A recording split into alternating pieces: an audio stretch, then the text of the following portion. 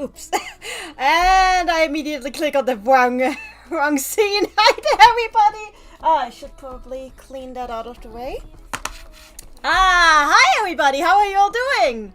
It is a beautiful... It is a Friday night! God, the weather here has been terrible, but what do you expect at the start of fall?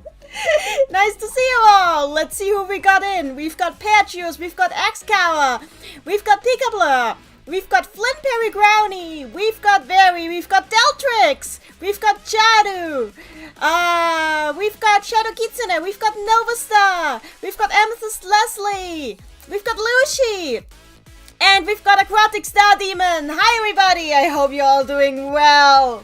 I am here. This is me. This is my bottle of Pepsi Max. And let's get started. So, the Friday night of all time, yeah. So, as I've not made a secret of for the past 4 years of my life, I have been attempting to finish my master's degree. And as of next Monday, I will most likely have succeeded unless I terribly fuck up something somehow.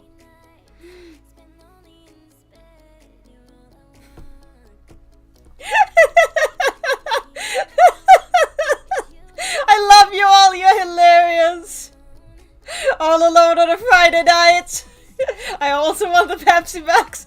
Nanny promoting the Beepis.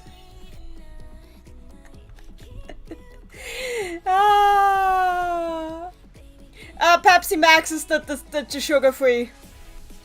Anyway, I don't know why it's called Max if there's less of something in there. So anyway, on Monday, I am going to have my defense. Everybody clap, clap. For those who don't know what a defense is, you see, when you major in a subject in university, Pepsi Max is Pepsi Zero in North America, I see. So when you major in something in university and you write your thesis on that subject, after your thesis has been graded, you have to step before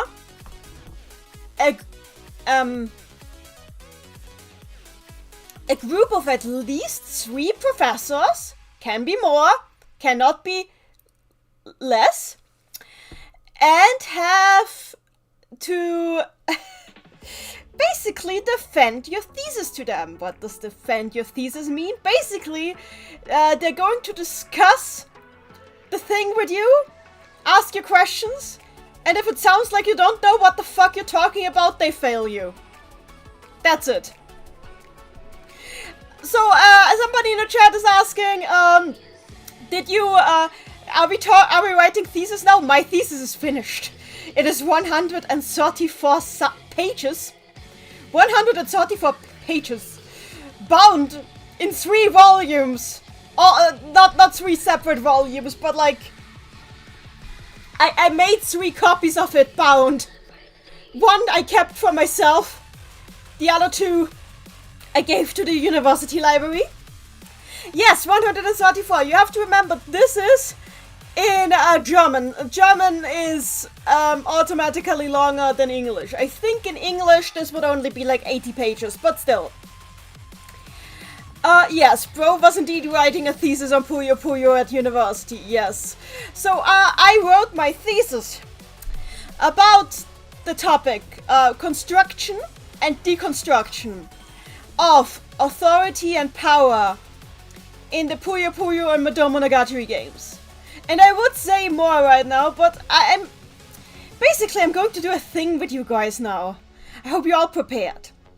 You see, at the start of your defense... Hi, Solder! Hi, A-Drive wants you for all Nacho Divine Runes for Celestial TCG. What explain this, please! Nanny there, man! bound paper, potential ASMR. You want ASMR? There, that was your ASMR. And yes, those are Doritos. Anyway. So, at the start of my defense, I will have to present my findings for 10 to 15 minutes to the present professors. Yes, those were the nanny-ritos. Crunchy indeed.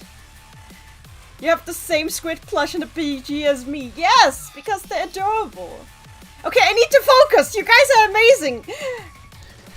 See? That was nice. God, my Doritos are coming in handy today. Anyway, enough ASMR. Okay, some people don't want the ASMR. No more ASMR. Sorry for the Doritos lovers. But it's better that way. I think the Doritos would soon have more fans than me.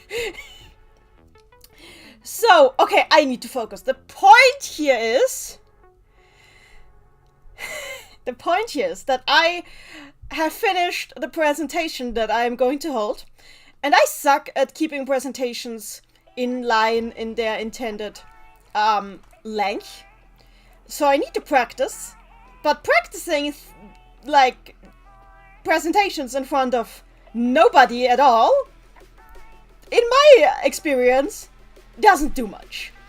So, well, I'm not sure how to tell you guys this, but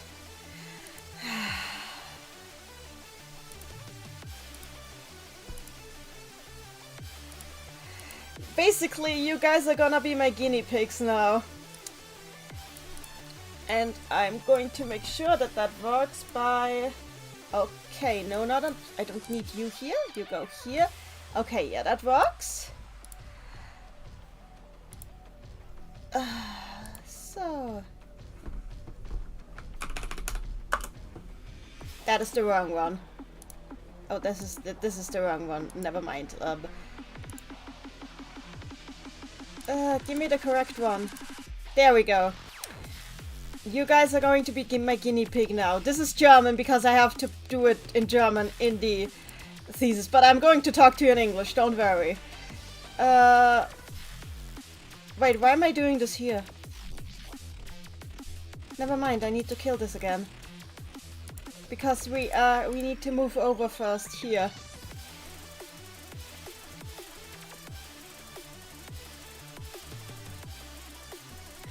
Why is he asking for any of all people? Good question. Bro, we should eat our Doritos together. Nice bonding activity. Okay! Power Chain is a goated title, yes! Maddie came up with that one. You can thank her for that. It is German Puyo. Anyway, we're moving over here. I changed this. This looks terrible. Wait, this is the wrong one. No, this is also wrong. And I need to remove this. There we go. You guys are going to be my guinea pigs. And there's nothing you can do about it. Except for leave the stream. But please don't leave the stream. We are indeed German now. You can read this! That is true! No, well, I mean, Klug is here for moral support, but you know. So, as I said, this is supposed to be a presentation that is a maximum of 15 minutes long. So if I go over 15 minutes, you have permission to shoot me. Immediately. In emojis or otherwise.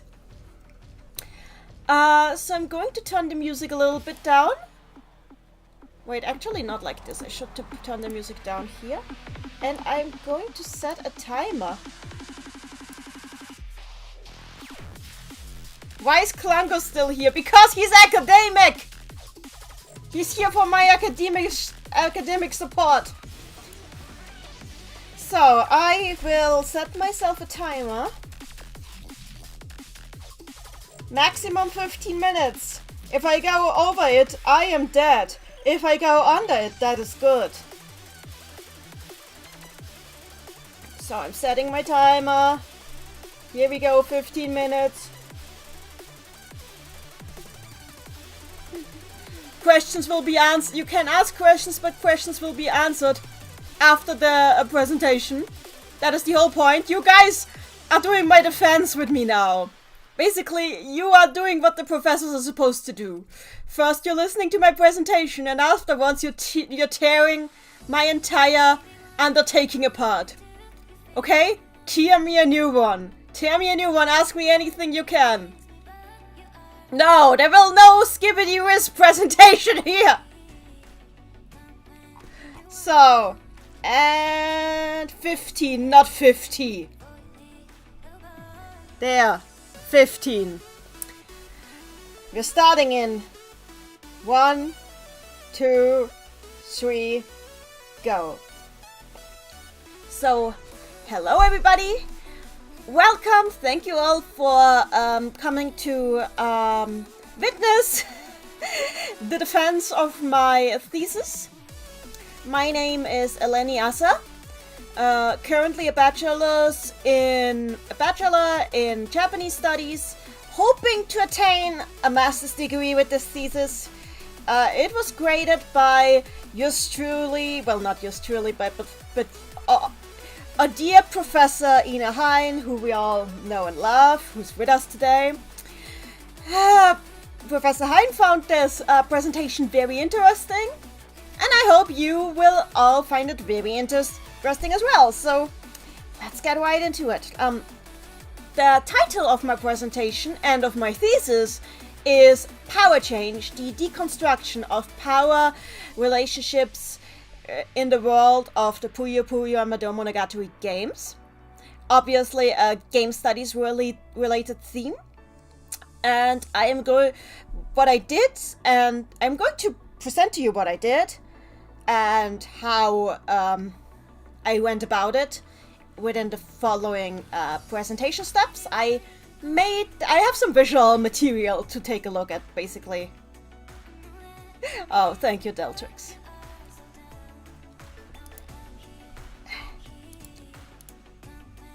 So, firstly, why did I pick this topic? Why did I decide to look at a series of video games and analyze how power and authority are constructed within them? Well, firstly, power and authority are already a very important topic when it comes to Japanese studies, because it's something that comes up fairly often when you talk about Japan in popular culture or just in general everyday conversations about Japan. I have sources on that in my thesis. But basically there's also like this idea that Japan is like a very traditional society, very conservative, that where everybody listens to those who are above them and is like subjugated to the hierarchy by the culture. This is something that comes across, for example, in books like Memoirs of a Geisha, or in movies like this 47 Ronin. And it's like, I think, an image of Japan that's still very firm in the heads of those who are not Japanese themselves. Which of course made me wonder if this is actually something that is also reflected in Japanese media, made by Japanese people, aimed at Japanese people. Because media are, especially like entertainment media, are in a dialogue with their audience. It's not just that the audience, it's not like there's like a wall between the audience and the artists. Or even if you don't consider entertainment media art, it's still something that people consume, and it's still something that is created by people. So there is always this sense that there's a dialogue between those who create the media and those who consume it, that creates like changes in how things are expressed within a media with time. Why a video game? Because game studies are still a somewhat ignored subject, which is a shame because video games are a gigantic industry these days, which really should be considered when looking at entertainment media in general. Professor's questioning your taste in gaming. Oh, shut up.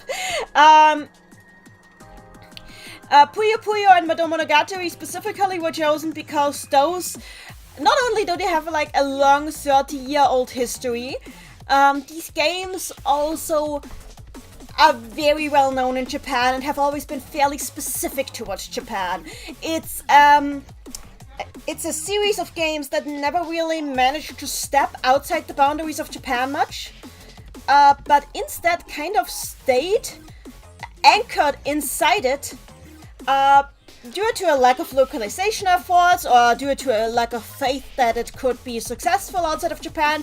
Recently there have been more efforts to like popularize the brand outside of Japan, but still it was always more aimed at a Japanese audience. So that is why I thought it would be interesting to look at this series of games specifically, because as like my colleague Christina Gmeinbauer mentioned in her own thesis, the problem with examining video games in a Japanological context is always that video games are a very globalized medium that makes it hard to really stylize the truly Japanese out of it, which means that we have to be very careful with this. Hence why I picked a series that is like, has always kind of like remained more or less stuck in Japan to a degree. So, here we go. Yes, I'm not. So my first step in undertaking this research was to look at the state of the art. So I had to look at two sections of state of the art. On the one hand, I needed the state of the art for game studies. On the other hand, I needed to look at the state of the art for power in contemporary Japan.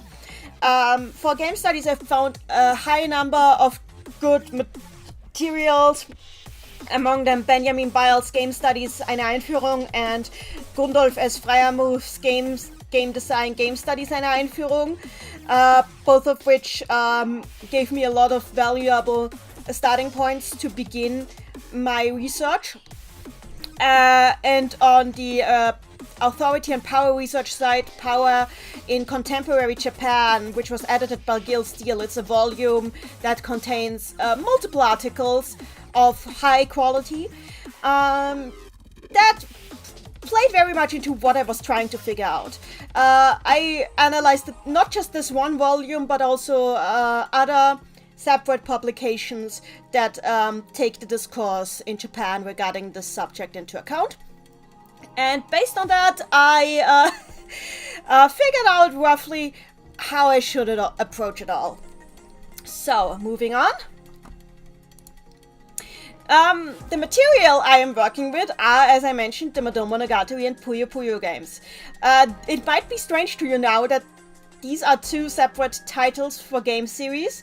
There's a reason for this though. These two series are like very closely related with each other to the point that it's often very hard to determine where one starts and where the other ends. Like where one ends and where the other starts. That's because Puyo Puyo directly was birthed out of Monogatari and on the other way influenced Monogatari back to the point that they are like entangled, entwined inseparably to a degree. They share most of the same characters and the same world building and world overview. Basically, I would call them one universe, one franchise, so to speak. Even if the right situation with them is complicated because there was a change in studios, which will be relevant later on. Like at the start of the 2000s, the Puyo Puyo brand specifically changed hands from Compile Corporation to Sega, which, as I said, plays some role in my conclusion.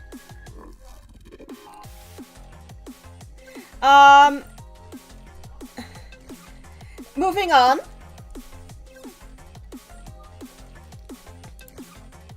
So how did I work with it? Firstly, I played all the games that I could get my hands on in both series. All of them, no exceptions, generally. I also listened to bonus material and read some of the novels available.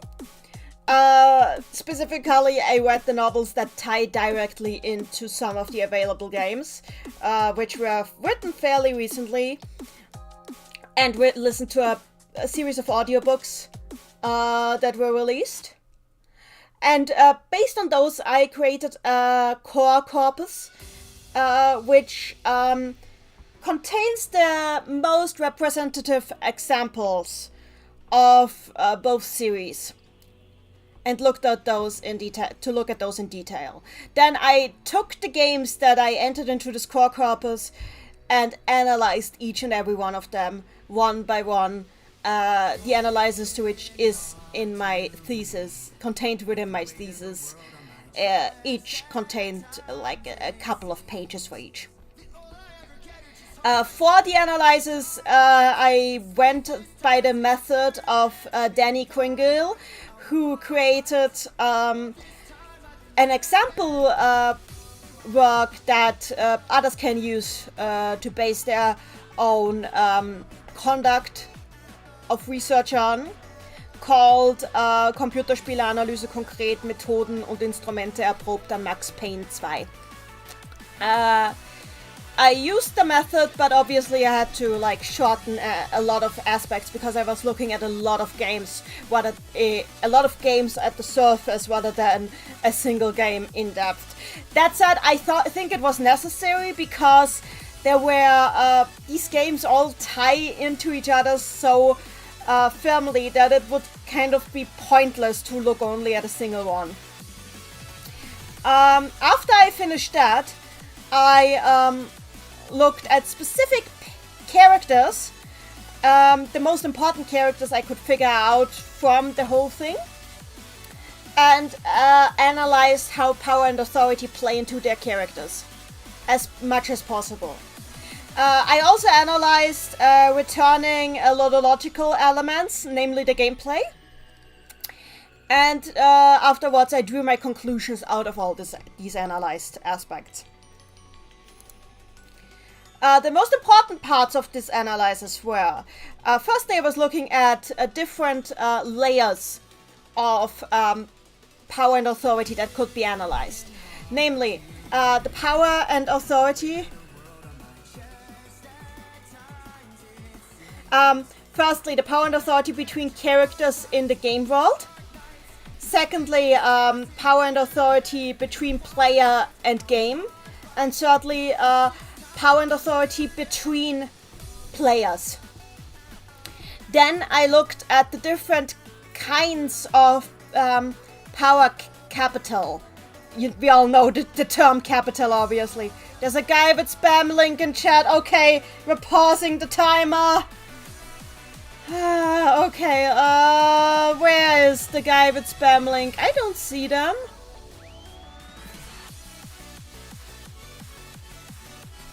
Wait, I don't see them on my end. Huh? I paused the timer. Okay, I see spam link guy now.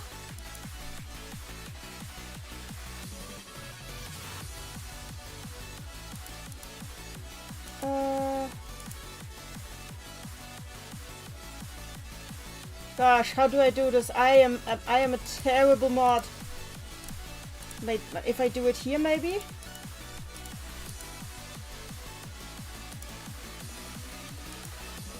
Oh my god, why does this suck?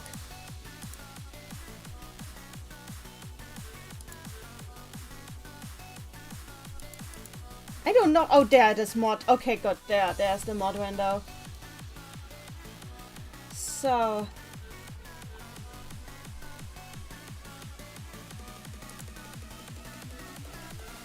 there.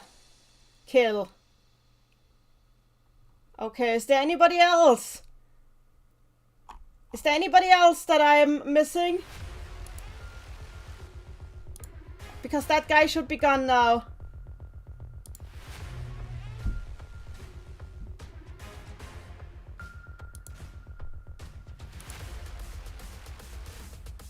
That should be all. Okay. My life. Let me just take a quick drink before we continue.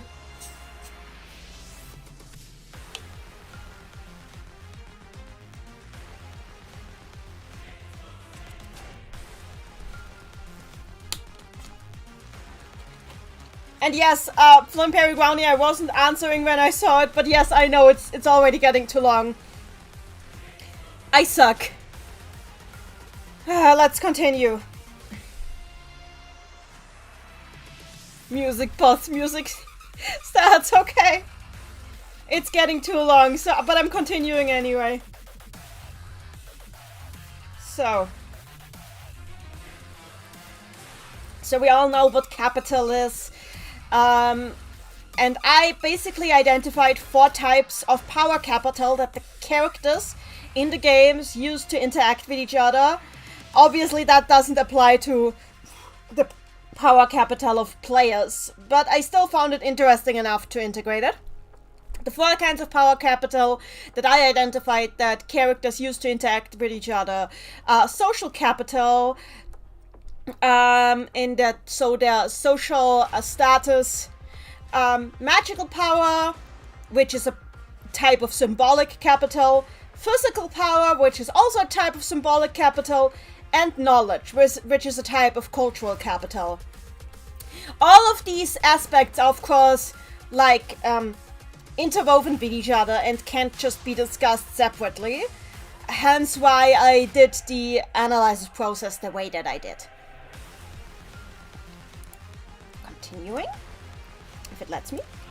So, I can't go through every single aspect of the analysis because obviously I analyzed a gigantic conjugate of games. So I can only look into a few example things that I realized. Firstly, I realized that the concept of power and authority is highly tied in these games to whether or not it is deserved or undeserved that one has this power or authority, which also causes there to be like a discrepancy between who has power and who has authority to a degree. For example, here we have this character, his name is Satan, yes, that's actually the character's name, who on the one hand is portrayed as one of the most powerful beings in all of existence. On the other hand, he is extremely childish, to a degree that it is hard to take him seriously a lot of the time, and he does a lot of really stupid shit. And he is also not necessarily taken seriously by others, despite his incredible power. Like, right down here, we have in his very first appearance, the protagonist, Al-Najjar, making fun of him, because he was trying to flirt with her. Then over here, we have another godlike being from a different game in the series called Squares. The character's called Squares, not the game. Who is being lectured by a significantly weaker character. Like, significantly weaker in the total pole of power.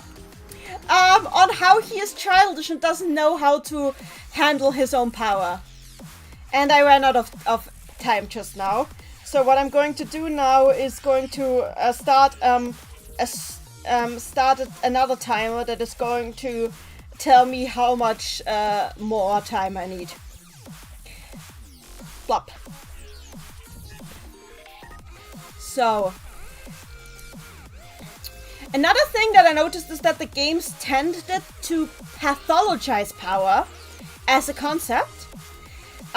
It starts very early on in Mado ARS, one of the earliest games in the corpus, with the power of a recurring character called Shazo Wigi, whose dark powers are tied to a corruption that he underwent when he was very young in that game. Then later on it is something that is very topical with another recurring character in the series called Sig, whose power is continuously pathologized by the games. he's being told that if he doesn't take care of how much power he can control or not, it is going to run amok without being able to control it, which is going to be dangerous. He calls getting rid of the power he has healing Naoru, which also pathologizes it. And whenever his power grows stronger, it is seen as a sign that he is in danger in the games. So generally, it's seen as very negative, and as not as something that gives him authority, but something that is actually a threat to his life. That is generally a tendency that I've seen in a lot of the games, including Puyo Puyo Tetris 2 down here in the corner, where one of the characters is in this screenshot of forming the other that Squares, who we talked about on the previous slide, is about to explode because he has too much power that he can't control. And this is not the only time this happens in these games. This is a recurring theme. If anything or anyone has too much power and can't control it, they will explode. That is just something that happens. No, don't pronounce his last name as Vigi. It's Wigi. Continuing. So, the third thing I noticed is that the games actually show an interesting amount of respect, like for something that is such a comedic series, where comedy is so important. There's a surprising amount of respect towards academic authority. Like teachers and senpai are usually always respected by their kohai or by their students. Like, I noticed, for example, that this character, Amity, she's a student, and this other character here, Accord, is her sensei, her teacher.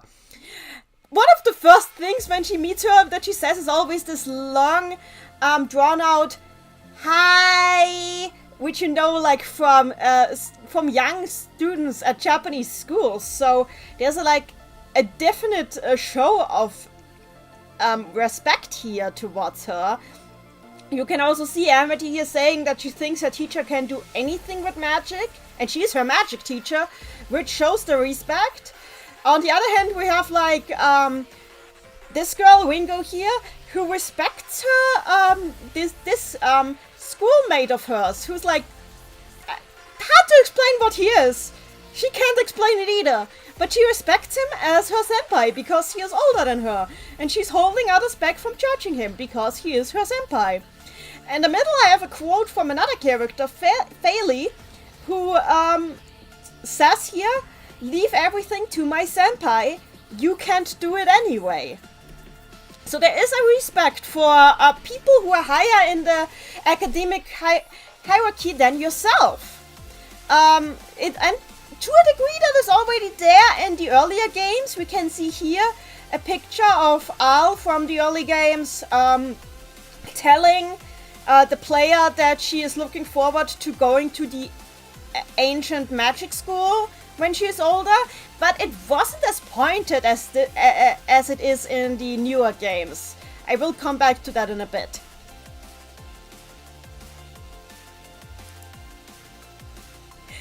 So, the fourth thing I noticed is that there is a tension between how power is used. I noticed this already with the first interesting thing I pointed out.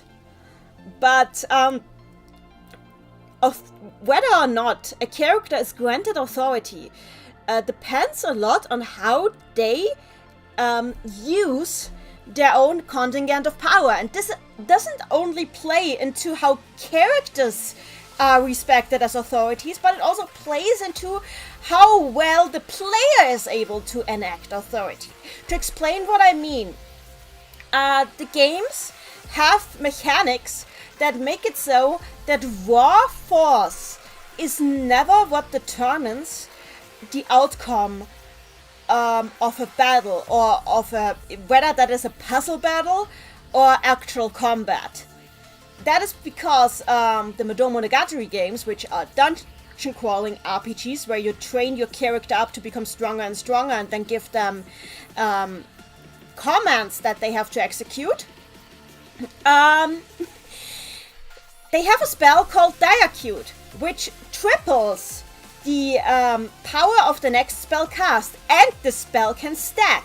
That means in a lot of situations, the power of your character doesn't matter as much as how clever you are about your use of Diacute and how well you can use it, how much you can balance it with your use of healing items and healing spells in order to create a setup where you can bring out as much damage as possible, regardless of whether your character is actually as strong as the opponent or not. Something similar is the case with the puzzle gameplay of the Puyo Puyo games, where the actual efficiency of a chain doesn't rely on how many Puyo are popped as much as on how long the chain reaction you build on the screen is. And when you trigger it, and whether you trigger it at the right time to unleash a very long chain reaction without being buried by that of the opponent. Which means that in a lot of cases it really doesn't matter if the character you're playing is considered very powerful in universe. It is all up to your strategy and how you use it. Similarly, what the characters are fighting for and how they are using their power is very relevant as well.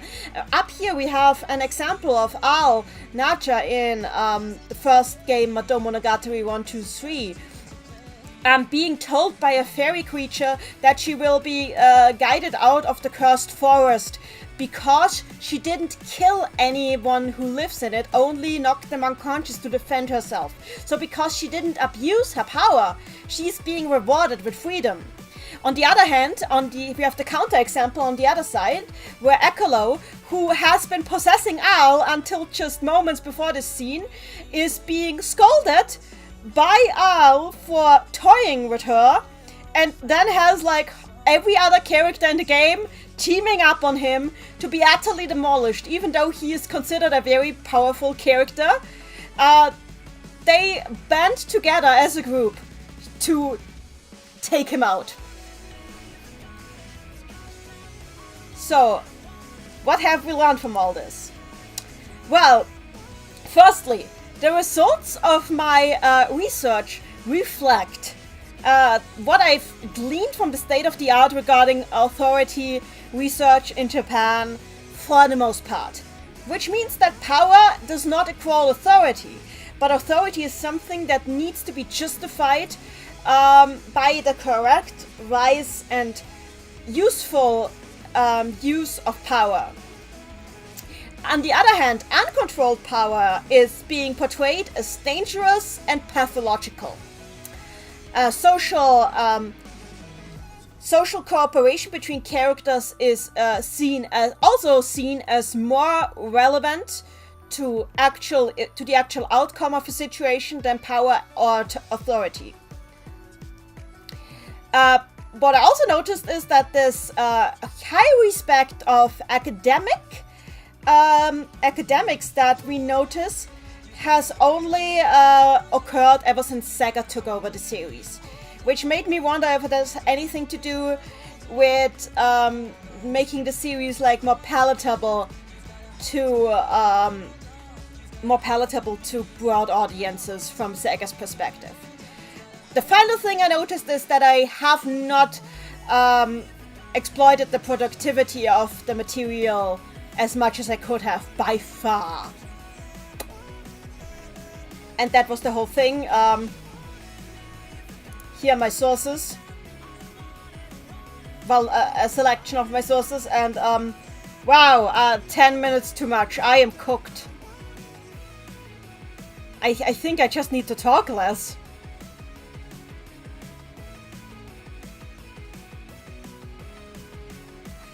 I think I need to talk less. Anyway, my testers, feel free to ask me anything now. Let's see what questions have come up. Let's see what has come up. Stanley the Devil Darling. extra dubstep. And now we analyze biblical implications and shapes. All of Sun. Santa.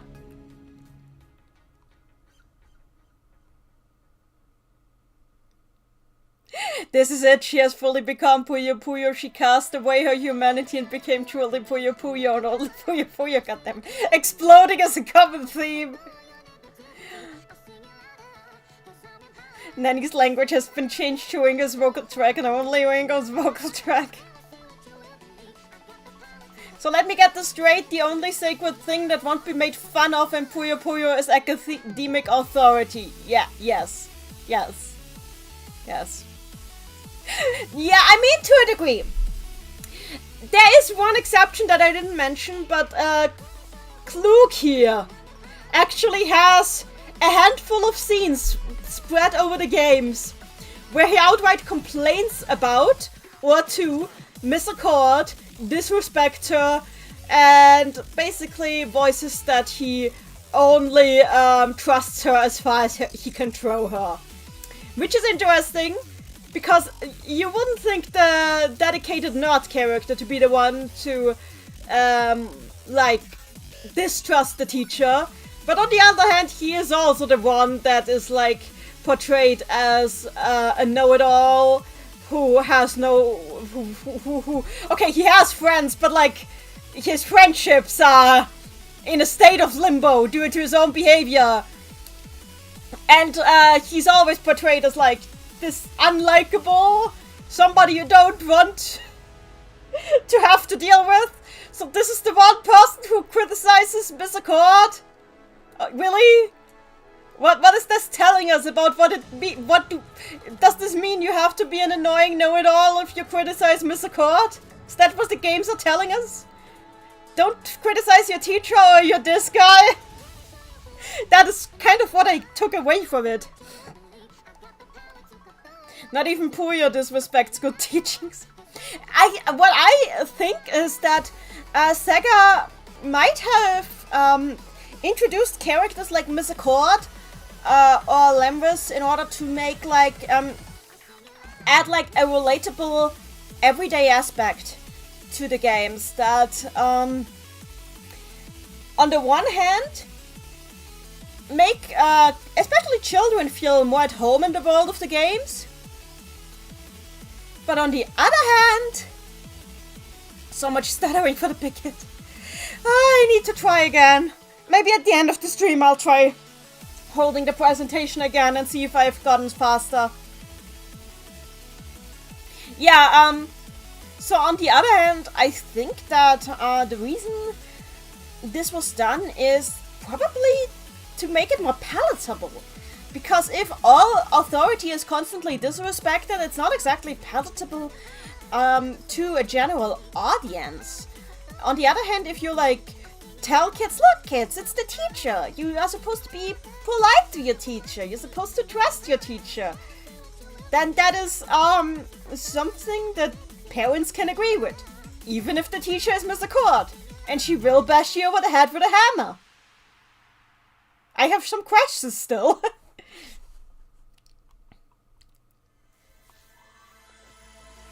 Mado forgetting to stop you from spamming Diacute. Is it forgetting? Or is it a feature? Because in I think it's a feature. You mean like Rulo in Puzzle Pop? Rulo doesn't care about anything. So strength is not as important as strategy and kindness. Yep. Yep, pretty much.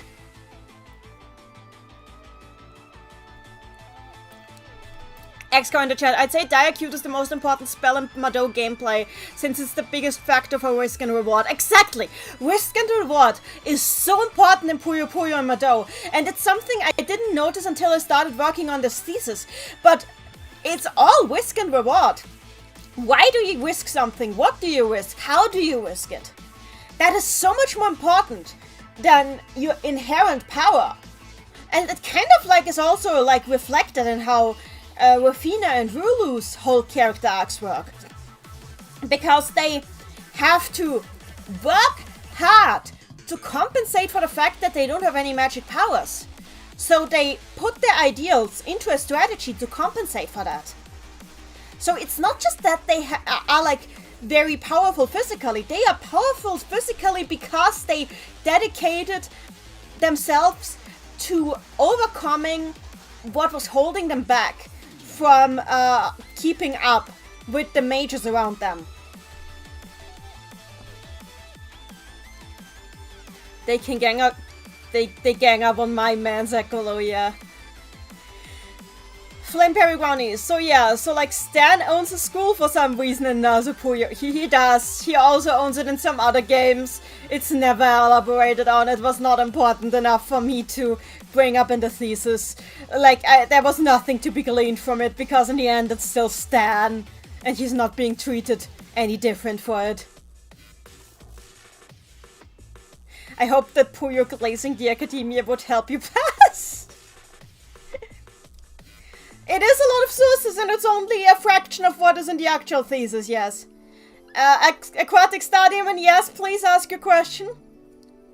Darkstar Iced Cocoa. I asked if you're doing the defense in German. Isn't this gonna affect the time it will take to say your defense? Yes, yes it will. And I'm very worried about that. I hope that I can, I still know how to talk German, please. I will try this again in the end of the, stream. We'll do another go through of this. You've just been enjoying the lore deep dive, I'm so glad. I yap too much, that is true. You'd in the chat. Hi Nanny, I just got off the doctor's appointment. Are you going to be doing the defense in English or German? In German. But I'm talking in English because I love you guys all. Anyway, yeah, I will hold this, I will try this again at the end of the stream. In a bit. So, I can see if I can shorten the time without cutting any slides. Because oh god, I took double the time. Help. I need to stutter less, yeah. Biblical, Nanny should stutter, it gives her powers in battle.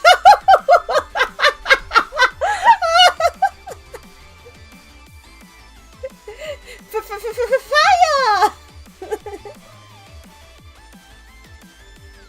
I am open to criticism, yes, Deltrix. You'd think a guy like him would like a teacher's pet or something. But yeah, you'd think that about Klug, but nope. Deltrix, to give you a few pointers. If you are to do practice runs, do aim to keep them as professional as possible. If you have a stream to up, I know you have a stream to upkeep, but yeah, I should not look at the chat. Calling Satan a little shit even in a practice run will take time. Okay, yeah, that's fair. I'll try to shorten it on the next go through. I always try to add flair to everything you do, but I forget it's not a TED Talk. I've watched too many TED Talks. I've been ruined.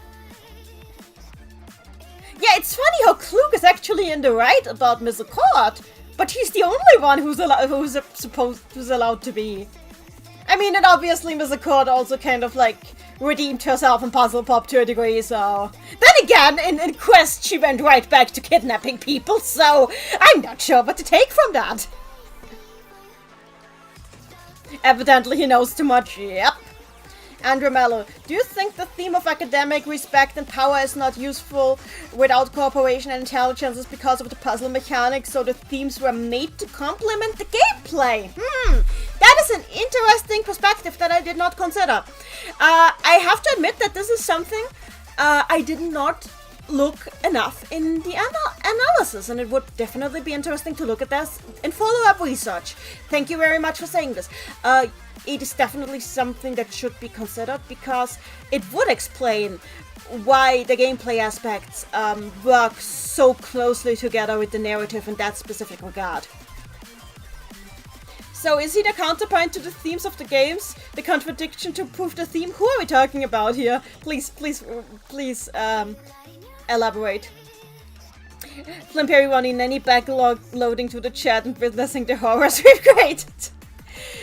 Aquatic Study. My question is this Stan, the guy from page 3, is he single? I mean...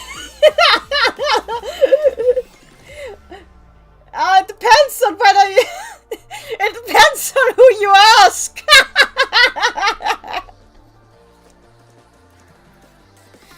Nanny, you should wrap your defense to get it down to 15 minutes. No! No, I'm not wrapping it!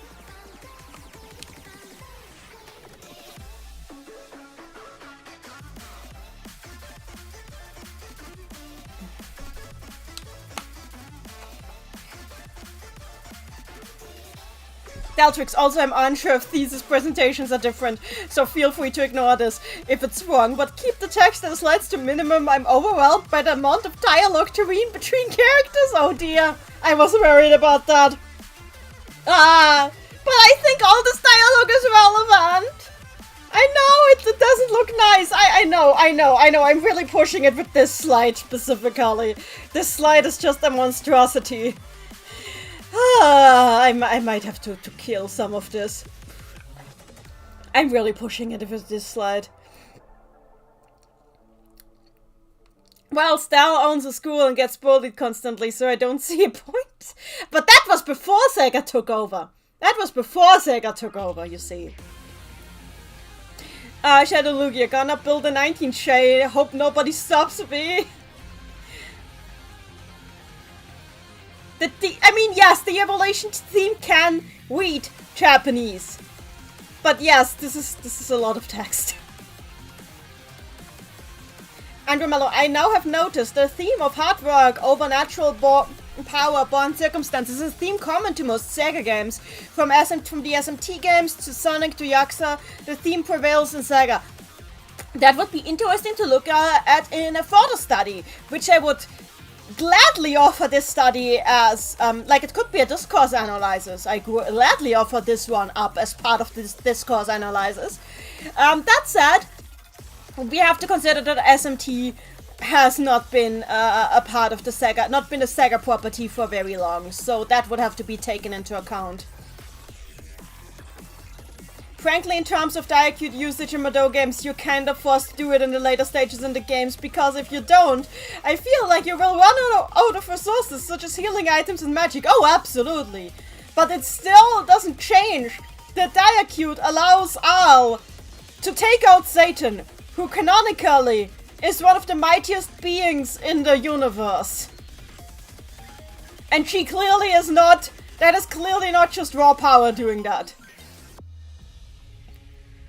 Questions, if you're healing after using Diacute, do you get healed more? Yes, you do. Using Diacute mid-presentation is something I wish I could do. Me too. By the way, if you want, you can make me mod while Maddie isn't here so I can try deleting spammers. Okay. We are promoting... we are promoting Aquatic Star Demon to mod. How do we do that? How does anything work? I don't want to block her, I want to make her a mod.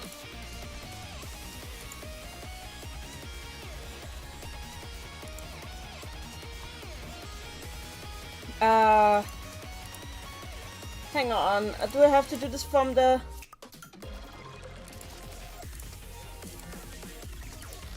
why is everything so hard? Let me try this. Let me promote Aquatic Star Demon.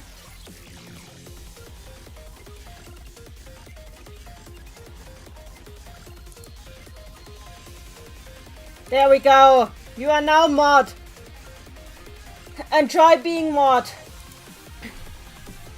So, Darkstar is Coco. Rafina also had some suspicions for a bit, but then got a mallet to that. She didn't have suspicions. She didn't even care. All she did was like, oh yeah, that's your cat. I just beat up your cat. Reward, please. And then she got beat up with her. But she wasn't complaining about anything. She just saw that all she did was discover demon cat and beat it. X-Cower. You get more healing from... Yeah, that's it, yeah. Pika Blur, I forgot All-Star Academy. Yeah, we are... Let's not... No, we're not forgetting about All-Star Academy. We should not forget about it. And yet Klug is painted as some sort of punching bag sometimes, right? Yep, exactly. I'm sorry, what? What do you mean a court kidnapped someone? All-Star Academy, she kidnapped the entire Mado cast and forced them to do a Danganronpa without the killing. Flame Perry Brownie. Yeah, the Stan simp shows herself. X-Cow. A quad, a kidnap. Yeah. Hi, Beckham Tyree! Flame Perry Brownie, he is, but only if you ask. Okay. I need to see where's questions. Andrew Mallow, the one who disrespected the teacher. He made to contradict. He is made to contradict the theme, and by doing so, provided the theme is correct. I mean, yeah, that's Klug. Klug is a punching bag because he constantly also this is also to do. He has a demand, an internal demand for authority. He always wants to have authority over others, but he doesn't deserve it because he always tries to force it by trying to lower others underneath himself, lifting himself onto a status that he doesn't deserve. So yeah, you're right. It seems like Klug complaining about Miss Accord, Frames complaining about Miss Accord as the thing that is in the wrong, because Klug is in the wrong usually about most things that aren't.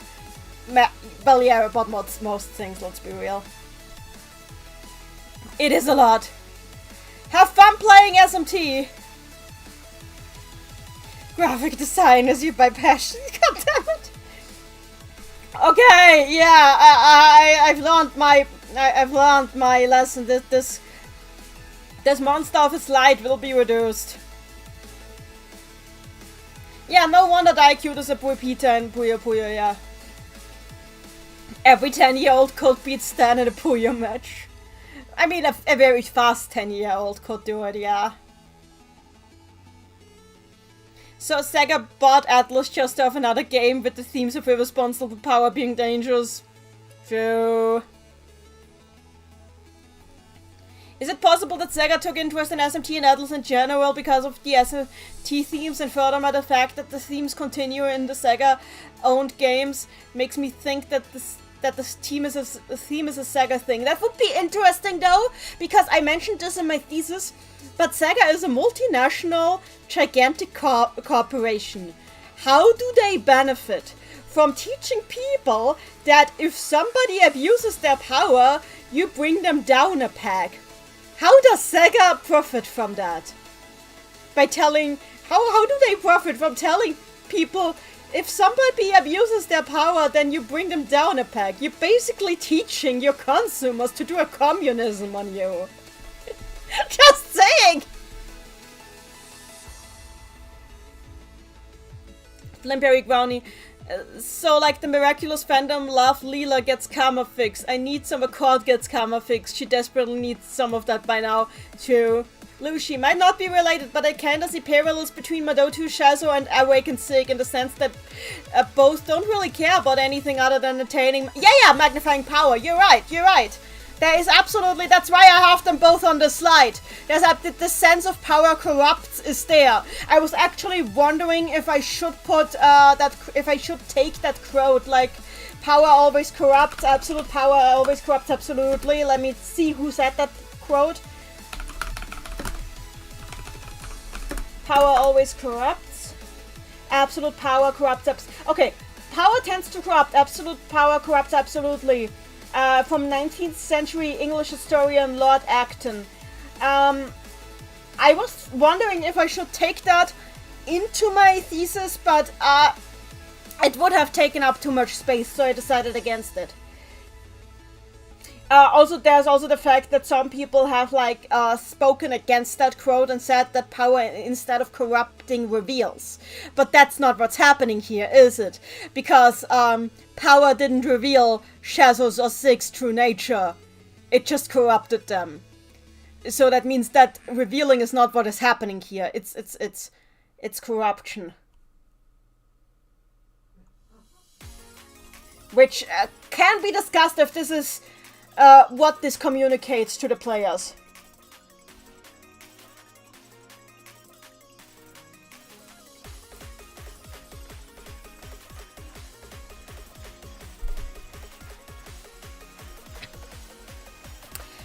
We played Suno? Maybe later.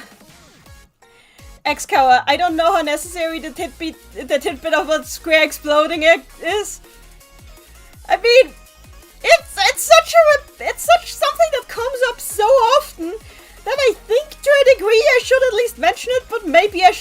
off the slide.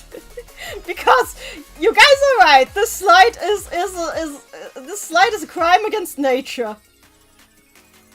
They profit by being they profit by being hypocrites, yeah.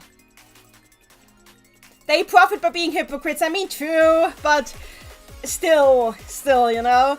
X-Power. I think it's still getting the point across that too much power is dangerous too. I think that without the example, the point is still getting across. It's a change for the narrative, fair. And now you hope that power doesn't corrupt your PC. I'm ahead of you there! I've got this saved in the cloud! Andrew Mello, I know this might sound crazy, but do you think that Klug is seen by the developers as just as villainous a character as characters like Satan? He is a even more direct counter to the themes, so he is more antagonistic than some other villains. That is a good question. Is Klug the actual villain of Puyo Puyo? I would say you could make an argument for this in Fever 2. But with the current amount of character development that he has undergone, I would say no, not anymore. Because we now have Klug taking the role of somebody who's a lot more well-meaning than he used to be. Which changes the context. But in Fever 2, yeah, he's an antagonist. He's just an antagonist in that game. But the thing is, the thing with Klug being the one who points out that a court is sometimes a jerk hasn't changed despite that. He's done it as late as Puzzle Pop. He is a jerk sidecar. He's not even a jerk anymore these days. He's just a guy now. He's graduated from jerk to guy, which is good. It's character development. What if the cloud corrupts? No. Do not summon that. No, Klug is not an anti-hero. Ekolo isn't evil, he's just boredom with too much power and free time. That is... Yeah, but that plays into how is power used. Because Ekolo used his gigantic power to mess around, and he found out. Obviously I can't say it like this in the thesis, but he fucked around and he found out. So yeah. Wait for the next game for him to become the most evil antagonist in the series. No, Klug, please don't. You can be an antagonist without being evil, that is true. Anyway. I need to take a quick talking break, but you guys keep asking questions. I'll just have a drink. Also, I'm interested if Yute is still here, because Yute has actually read my thesis. Via machine translation, but still. So it would be interesting to see what Yute has to say on all this.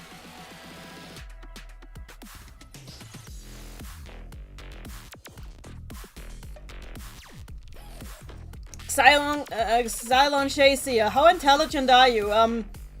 I got a perfect grade on the thesis for the grading, not for the test. The test is coming up, but I got a perfect grade on the thesis itself. So I assume I am fairly intelligent? Question mark.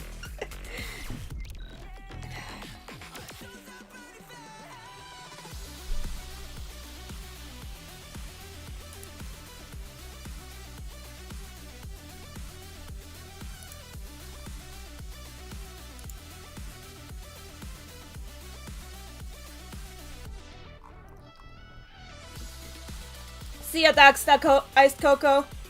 Flame Perigoni. Now I'm suddenly wondering who would make an entertaining antagonist in this series. There's a lot of possible entertaining antagonists.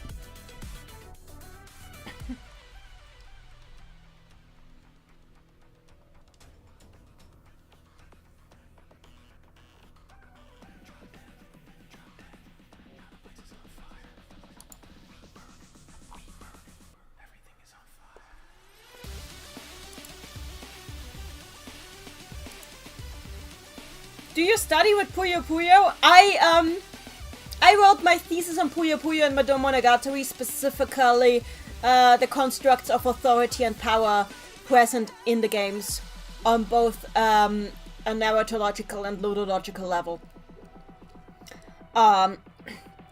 My major is Japanese studies, so this is in context of Japanese culture.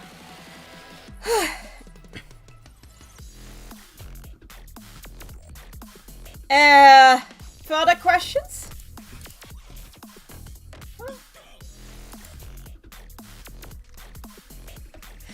And Very sent me a picture of Doritos an hour ago. Thank you for that, Very.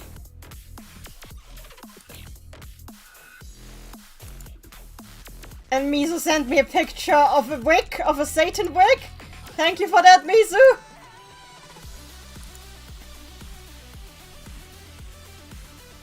I have a hyperfixation, that is true. How long was your thesis? 134 pages. In German.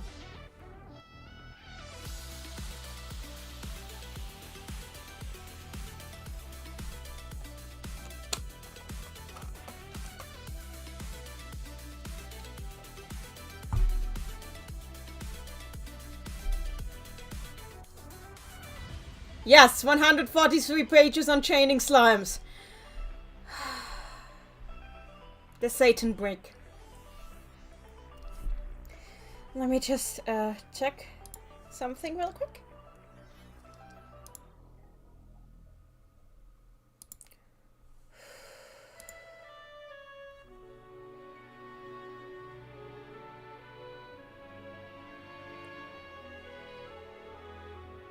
Okay, so I definitely have to try this again. Because it was 10 minutes too long. That is absolutely unacceptable. Dear God, help me. Good thing though that I tried. It teaches me that I fucked up. And I'm absolutely screwed. Help me, mama. I might need to, yeah, let's actually play a bit of Puyo before we come back to this and try this again. Especially because I noted the stream as being a Puyo Puyo stream. So, I said, which game do I wanna play? Well, I put Tsu on Twitch. So I guess I'm just gonna play Tsu for a bit. So I'm putting this over here. So... Video game break, yes, you're right. Video game break. So, let's open up Tsu.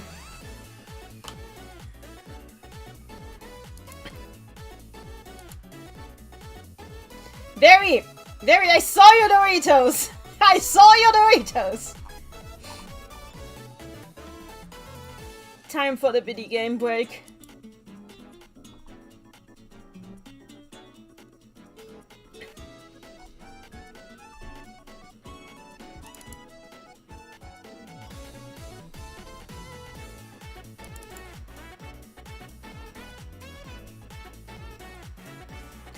We need the Mario Party 1 settings theme. The current state of the stream perfectly fits it. Why the Mario Party 1 settings theme?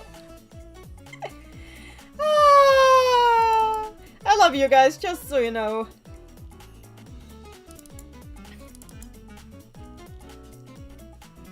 So, that is not the correct emulator.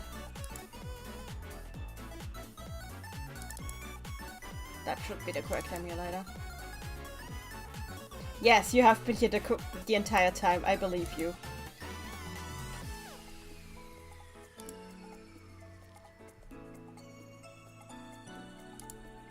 Yeah, let's play 2 remix. Okay, let's turn this off. And let's switch this to here and close.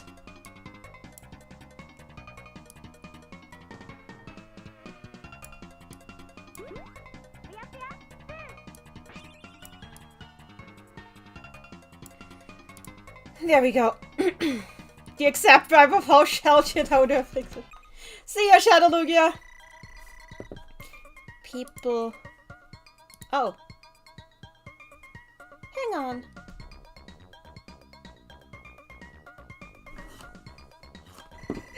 Oh, somebody sent me some...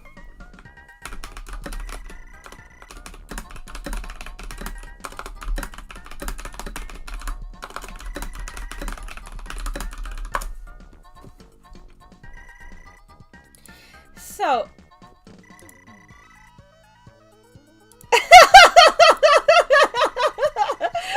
Miso sent me a meme. Okay, let's continue. I need you to get to Mask Satan one day. I've managed it. With save states, but I've still managed it. Maybe I'll do without save state. No, not today though, because today I'm playing 2 mode. Would spoken German be longer than spoken English? Not if I stutter less.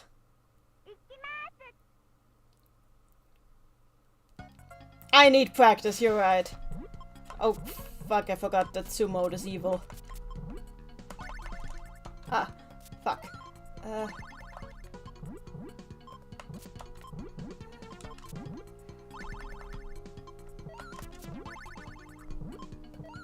Whoops.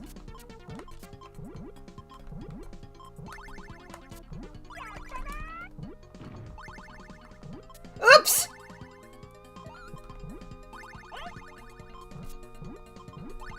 Okay, please, please. Oh no. There we go.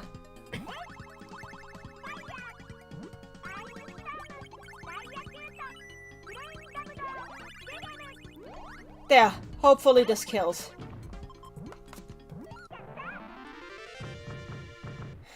The game feels the need to make you even more Puyo brain. Yep.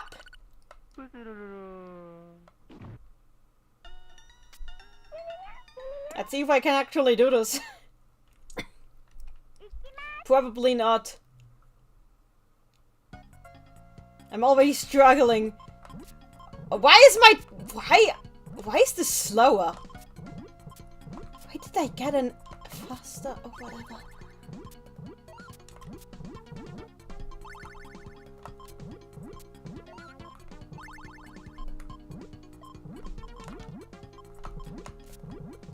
Okay.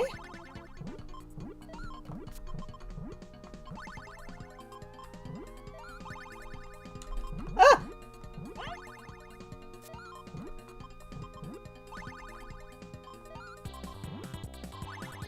Ah! Ah! I'm there. I am there. But thank you.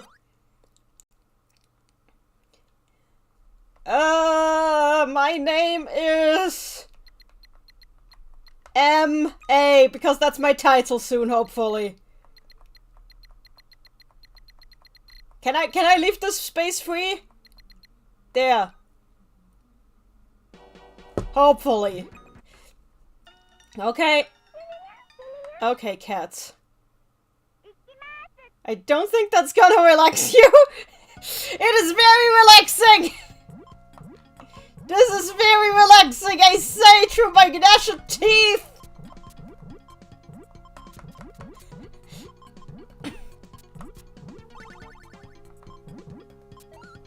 Without any jokes, I might have made a mistake in the selection of this game.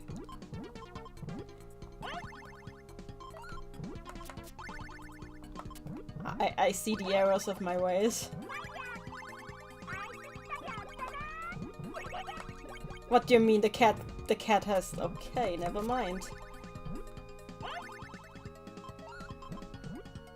Okay.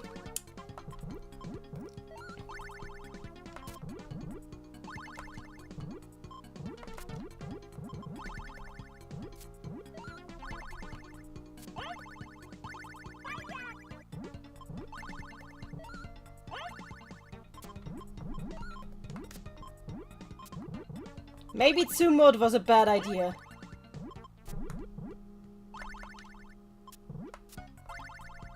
Yeah, I think 2 mode was a bad idea. Never mind, we're not 2 moding. Hi, Maddie! This is not box! We can play box though if you want. Actually, let's play box. Let's not play 2 remix. It's just a silly place.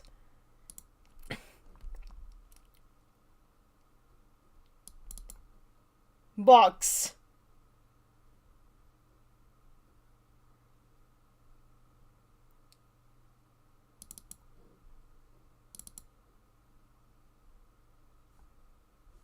That's the wrong.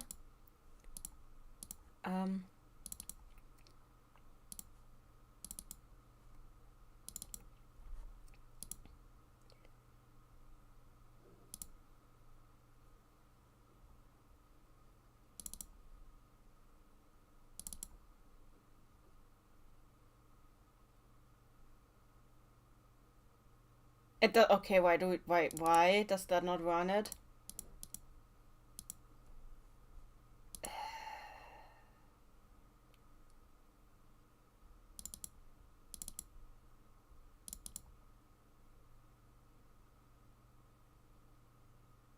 Huh? Why does the emulator not run it?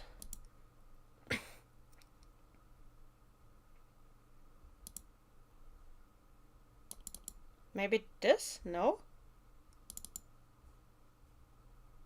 The box is not underground! Shut up! Wait, what? Why did you... Huh? I'm so confused. What is happening?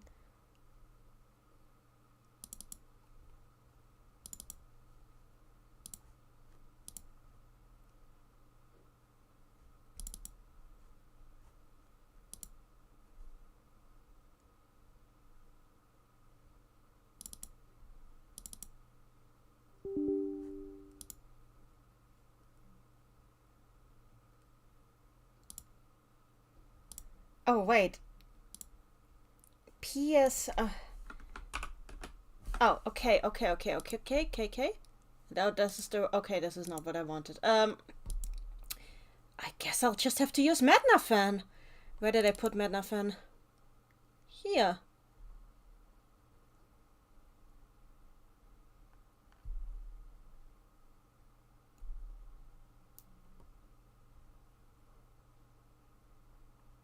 Where's the actual Mednafan thing?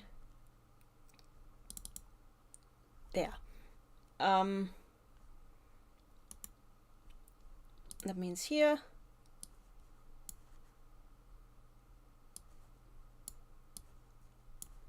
When in doubt, use Mednafan. It always works. That's my wisdom.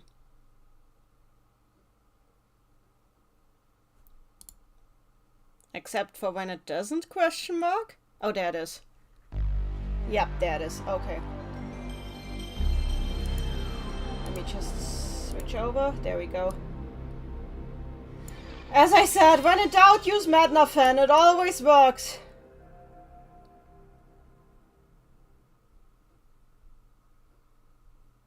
Haven't found a thing that Mednafan can't run yet.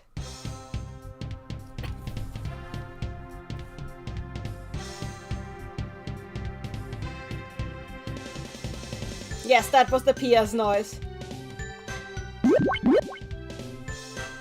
So we can play box, and we play alone, and we play the Gocha mode. The PS noise is ASMR to you? I'm glad. Box indeed. Okay, we're playing on easy mode, like the scrubs that we are.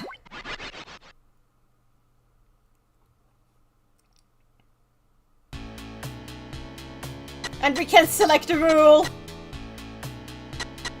Actually, this might be where 15th got the idea from. I'm gonna a 15th person to roulette it.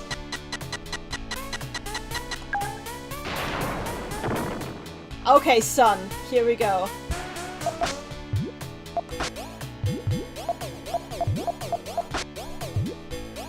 Oh god, I forgot that that box has an input delay.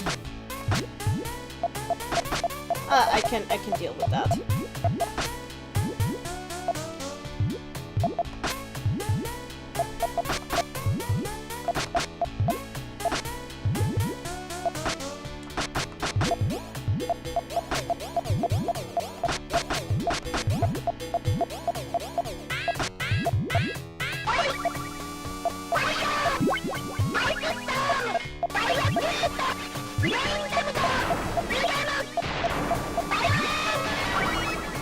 I forgot how awful the samples sound in box. This is why I rarely stream this game. I've gotta turn this down a bit for you guys.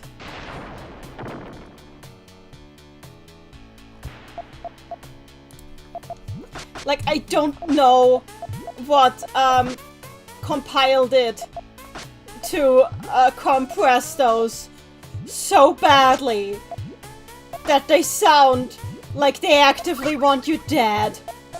But somehow they did. Congrats. I did in fact not die to the skeleton, yes.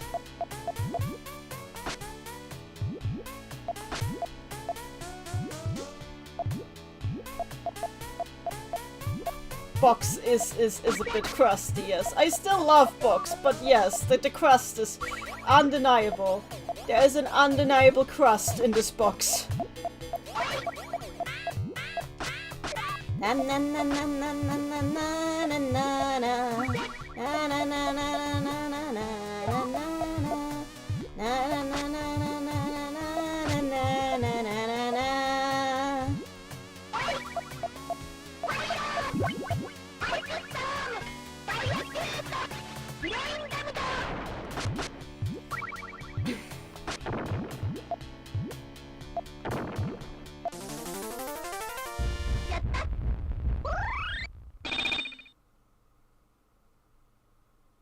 Probably just from being decade-old audio recycled yet again. Yep.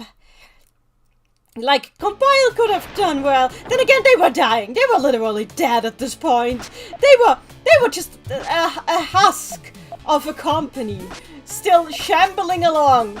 Like, the undead. The living dead. The compiling dead. That was not what I should have done.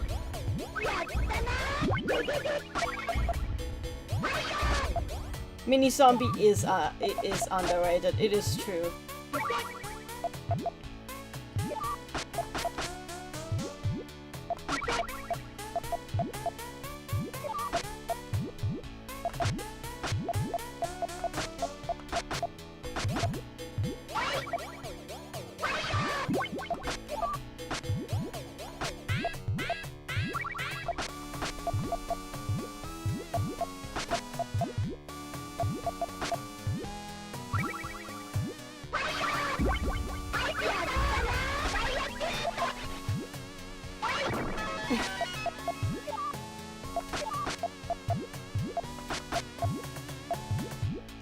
Yep, I'll clear Puyo and Sun give you Sun, yeah.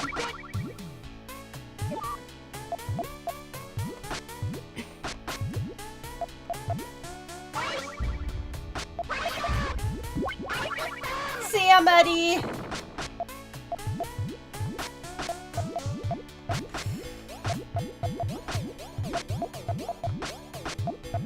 And Remello, so Nanny, would you like to have a new Puyo Puyo game with the old RPG style gameplay? I would love to have another Monogatari game that plays like the early Monogatari games with invisible stats and a focus on dungeon exploration. That would be amazing. And I've seriously considered making that myself, because they're definitely not giving me that, because the new Monogatari is not that. It looks like a cute game, but it is not that.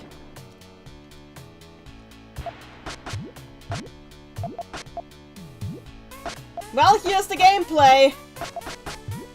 Thank you for waiting for the gameplay.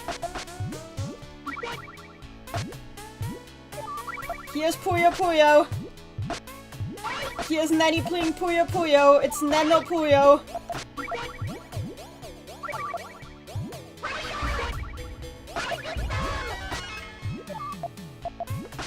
Then again, technically the title of the game is incorrect now, because I am now playing Box instead of 2, which is false advertising, and you may sue me. I've committed terrible sins.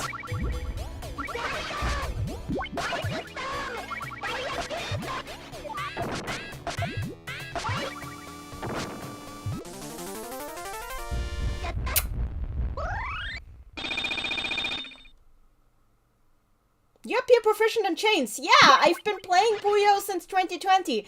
I am fairly good at it. Will we be able to read the thesis? Yes! I am planning on translating it to English. I don't play Puyo on a tournament level, but I play fairly frequently in ranked. In online ranked, specifically.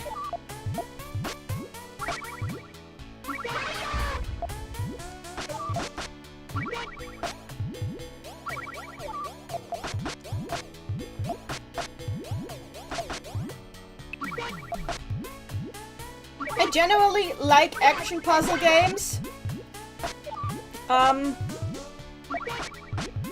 also play a lot of Panel the Pawn, for example, and sometimes Paddle Crash.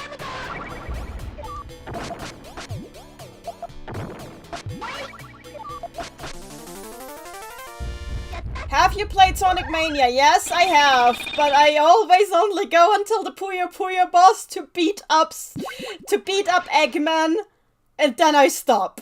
That's how I play Sonic Mania. Ooh!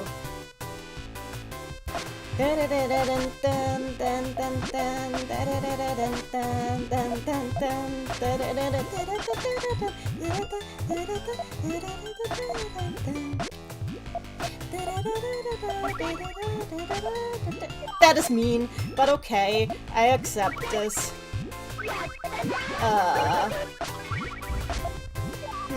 How do we deal with this? No, that doesn't work. Ooh.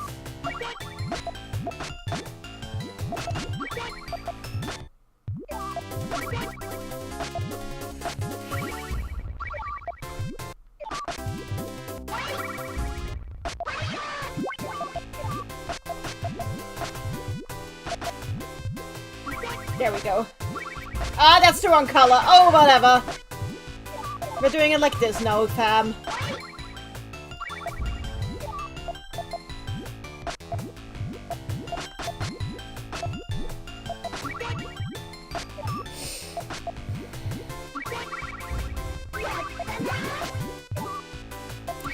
Okay. Like this.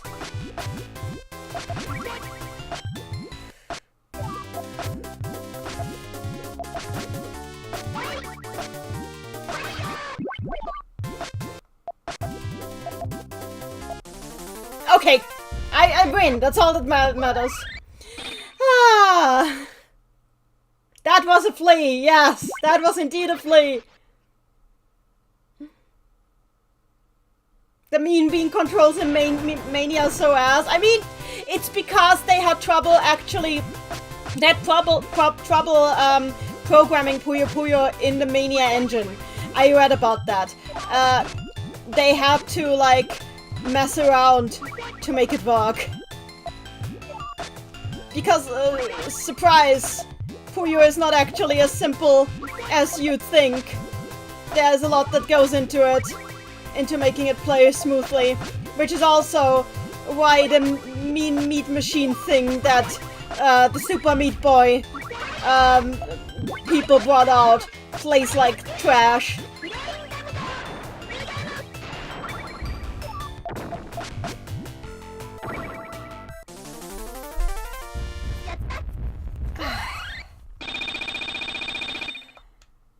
I can play this even with greed. You didn't know that? Now you know. Hi, witch.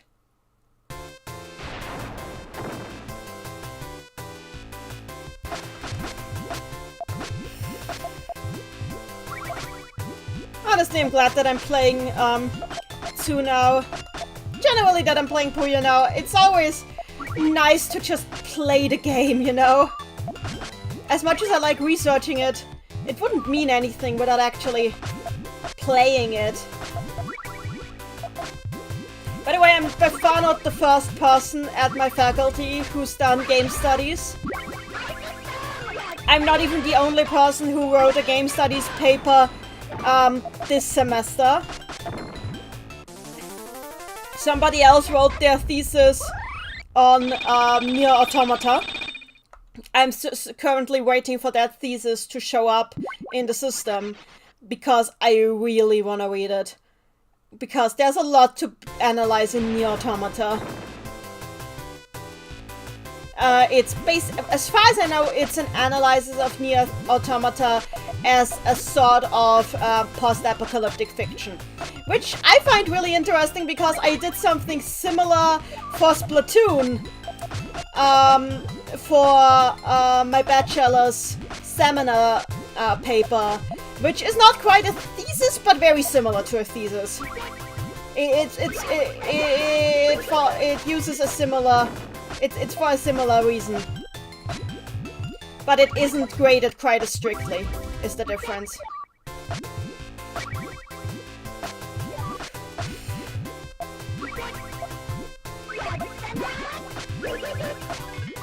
Please! No! Ah! No! Ah! Yeah, in the research sphere, game studies have been slowly crawling their way to the surface. I'm calling myself MA again. This is my spell to make it reality.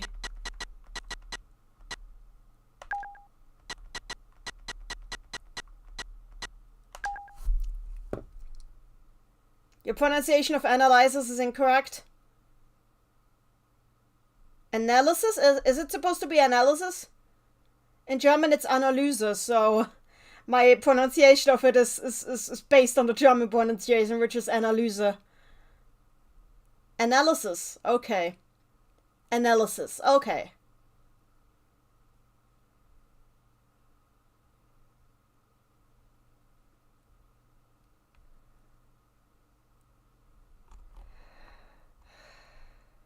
Oh. Oops, I accidentally let it expire. Shazo killed me.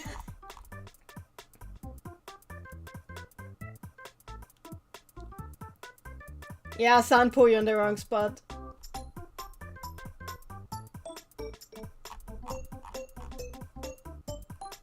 Oh, you prefer my pronunciation? Thank you.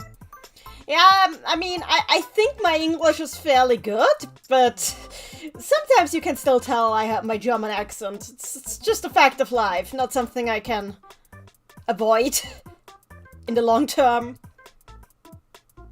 Let's go middle now.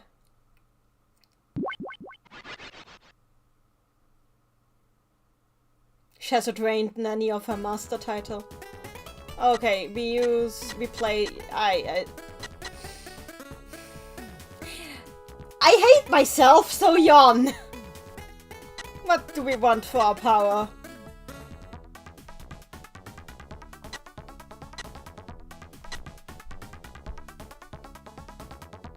Oh,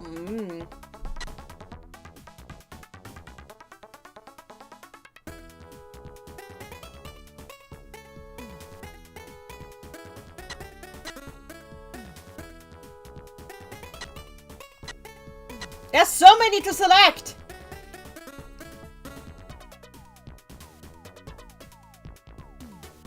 Teleport 3 rows from the top of your field to the other player? Oh! Okay!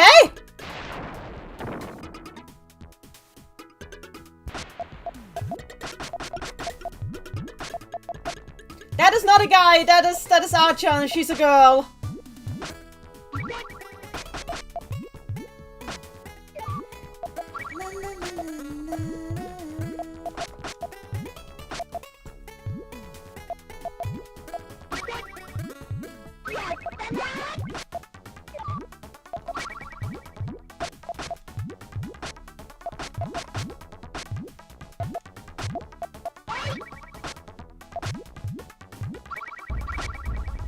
This is not gonna work, is it? Okay, then let's do it like this.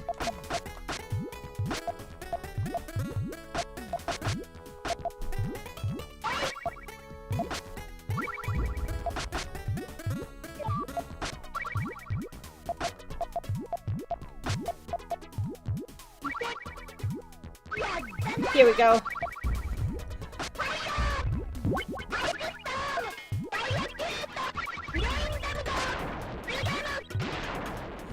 There we go.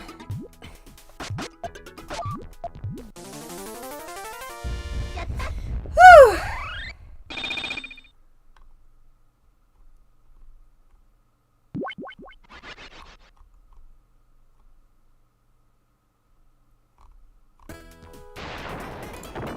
The audio hurts. I am so sorry. This is Puyo Puyo Box. Maybe I should change to a different game. One that does not hurt to listen to.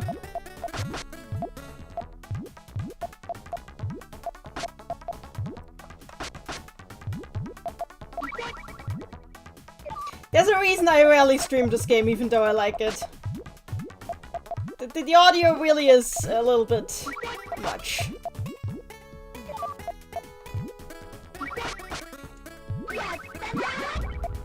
Cyrilli's skill is the funnest. You don't even play Puyo, you just fill your board as fast as possible for free hellfires. That is understandable. Also, there's a lot of new people today. Hi, you guys. Her name is Cyrilli. Sedidi is just a different transcription of her name that was used once in the past by Sega, but both transcriptions are correct, but Cyrilli is actually closer to the Japanese pronunciation of the name.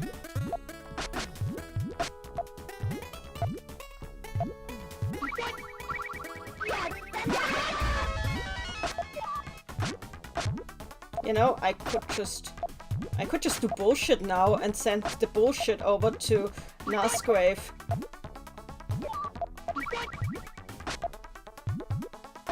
Okay, let's see what happens when I send bullshit to Nasgrave. This is not bullshit.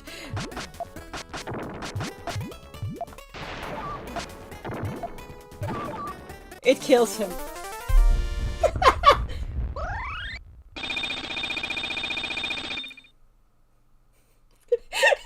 Abuse of power!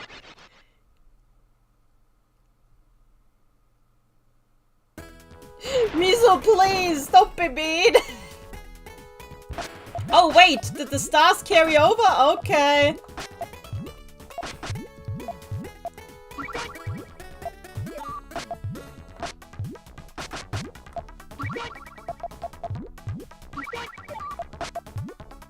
Also, translation discourse is kind of like a thing right now, because I had a discussion with a weirdo on Twitter earlier who insisted you don't need to understand languages to know how to do a good translation, which is like not how anything. Oh, that was my mistake. That was my mistake. That was my mistake, so I call this miss.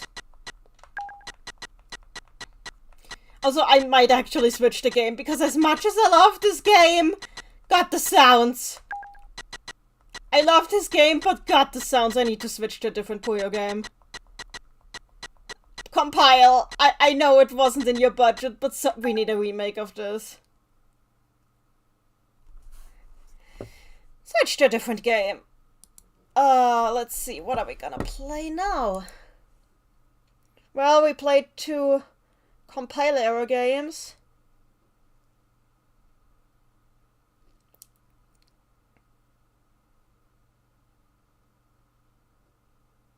Yeah, they were stacking. So what do I gonna play now? You know what? Fever 1 is always a good. Let's switch to Fever 1. I should probably change it on Twitch as well. I never change what I'm actually playing on Switch, but hey. Which version of Fever 1 though? I played the Earth last time, so let's play the Dreamcast version. Not the randomware version! You want to play Yon? You want Yon? Are you sure about this? Are you sure you want me to play Yon? No, Yon makes me unhappy. We're not playing Yon. There's Flycast. Yeah, got games.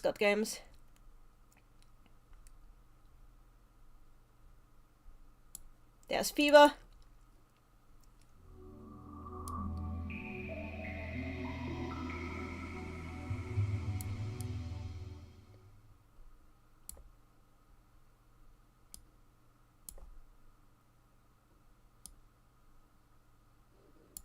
Okay, I'm just gonna change the game displayed on Twitch. I'm still happy that there's so many people here who've never been here before.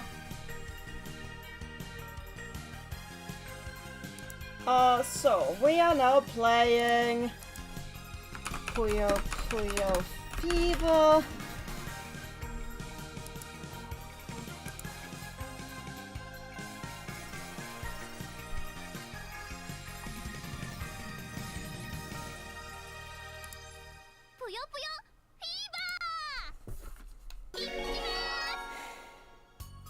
No green guy though, sadness. I'm sorry. So, does somebody know the, okay, does somebody know the character swap code again so we can, like, try with a different character again? Like, if somebody remembers the character swap code, please tell me. I don't know if this is the Dreamcast version.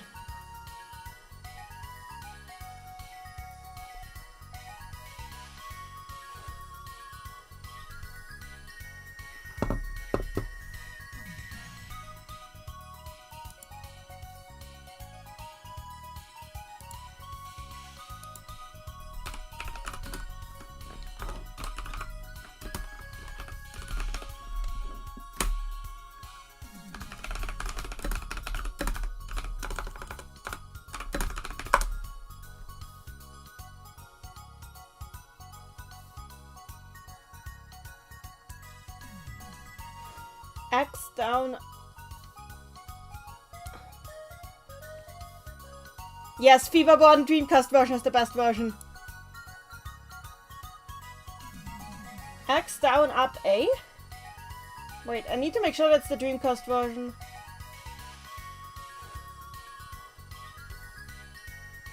Dreamcast. Oh! X down up A, okay.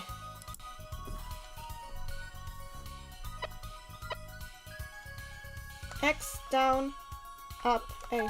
No, that didn't work. Okay. Then I probably pressed the wrong button.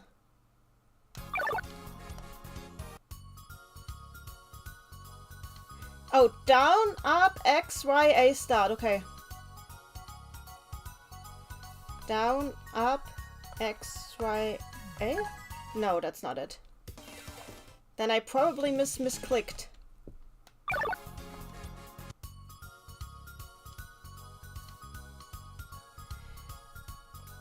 Down, up, X, Y. No, that didn't do it.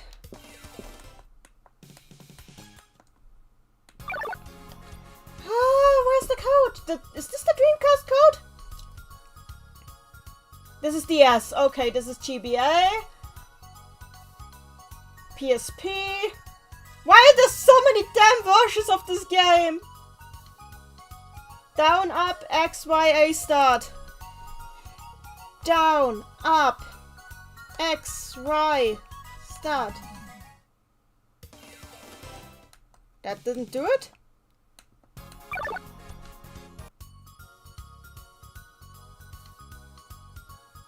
A and start at the same time?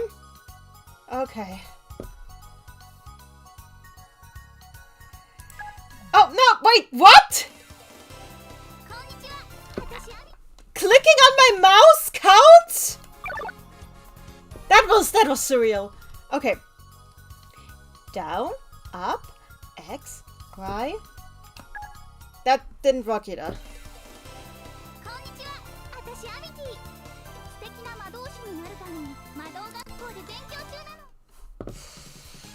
Last time it worked! I'm so sad!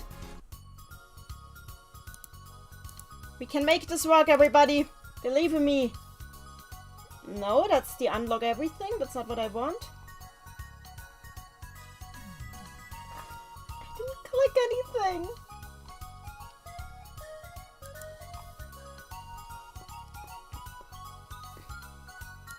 Okay, platform filter, Dreamcast. There we go, Dreamcast. Up, down, Y, X, start.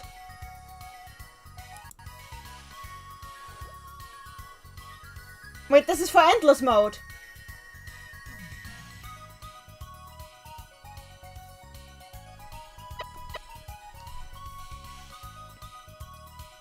Okay. Down, up, X, Y, start. Okay, then I guess this is... Okay, let's try again.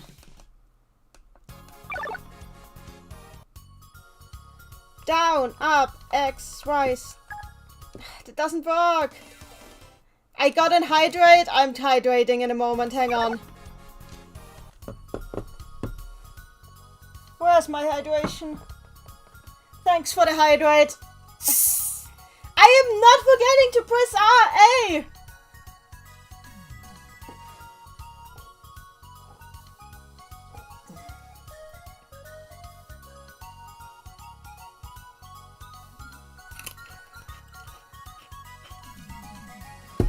Okay.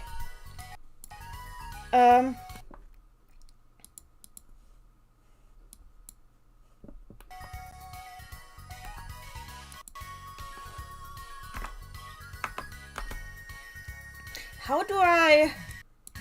Actually, let me try something. Flycast first. Settings. Controls. I need to check if my controls are actually what I think they are. Sega controller, yes. Yep, how do you tell me what the controls are? Gamepad, map. Map A to A. Map B to B. Map X to X. Okay, they're all correctly mapped. Map start to start. Okay, they're all correctly mapped. Done. Done. Okay,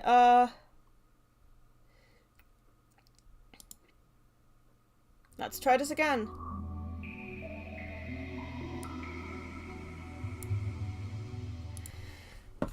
Let's try this again.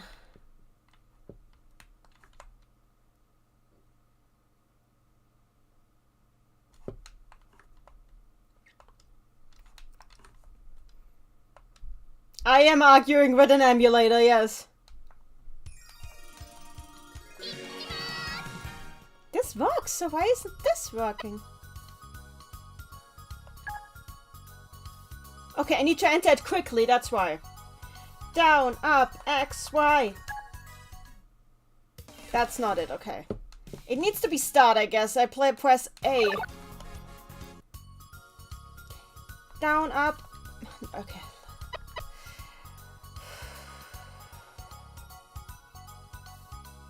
Down, up, X, Y, start. No? It hates me. It just hates me. Maybe if I... Okay. Down, up, X, Y, start. No?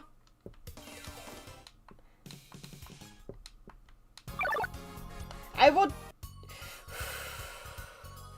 Down, up, X, Y, start. No?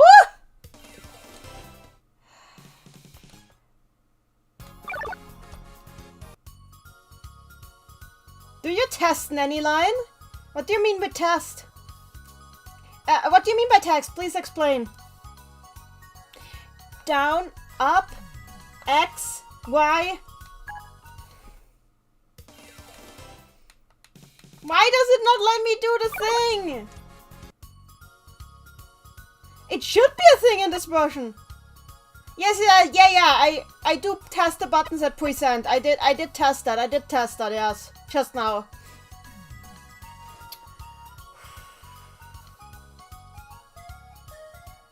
The code worked on the DS version.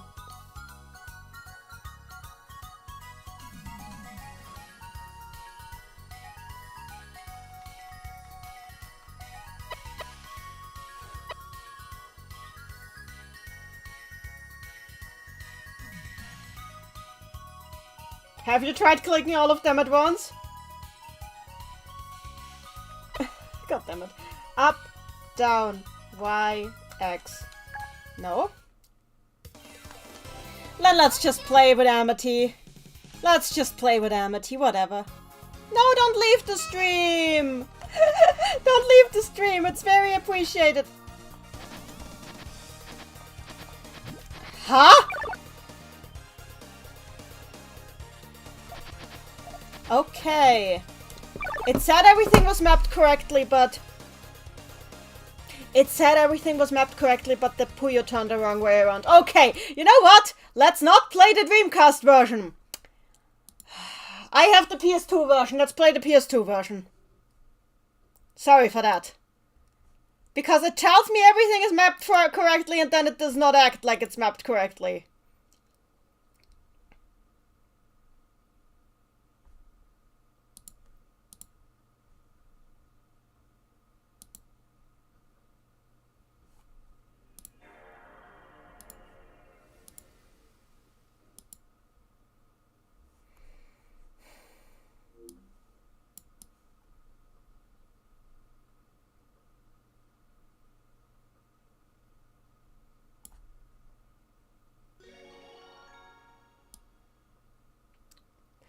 Hooray for renderware. I am sorry for everybody who didn't want the renderware version.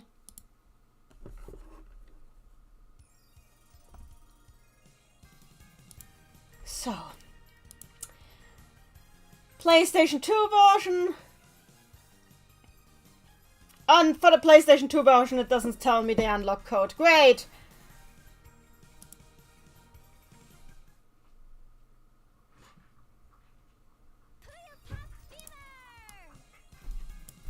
Oh, hi, English Amity.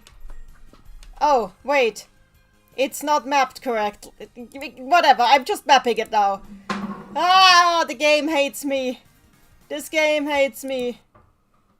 Okay, pad 1. Quick setup. Select. Okay, it doesn't...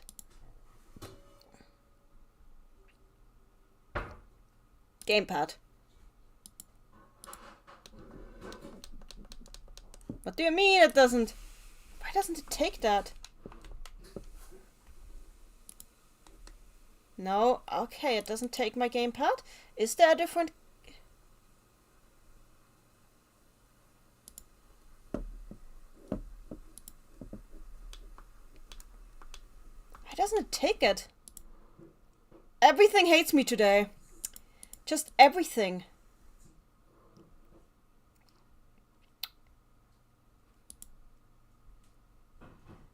Let's use a different input API.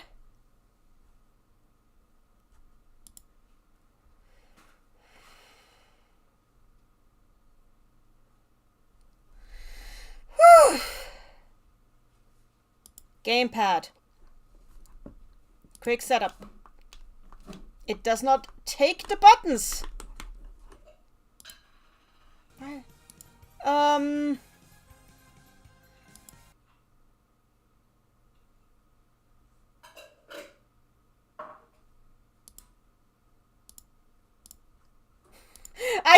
I could put a puppet music controller in here. I'm not playing Puyo with a puppet music controller though.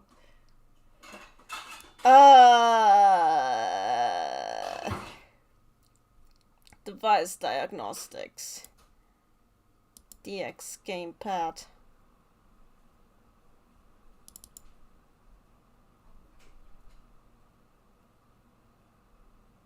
Most Twitch comments don't. Because it's not all Twitch comments. My chat combines YouTube and Twitch comments. That's why. So let's use raw input, I guess. Pad 1.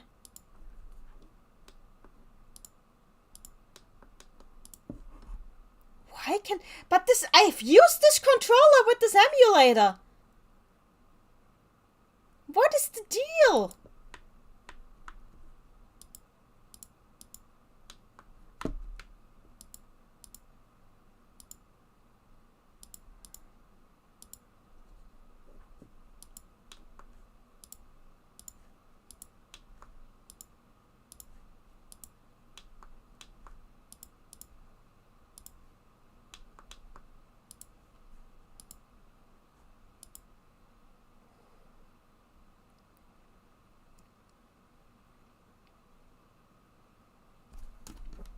Okay, let's try to test this by reattaching.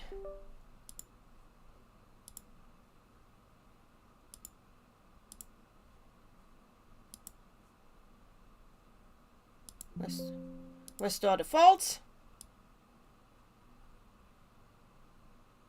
Okay, that seems promising.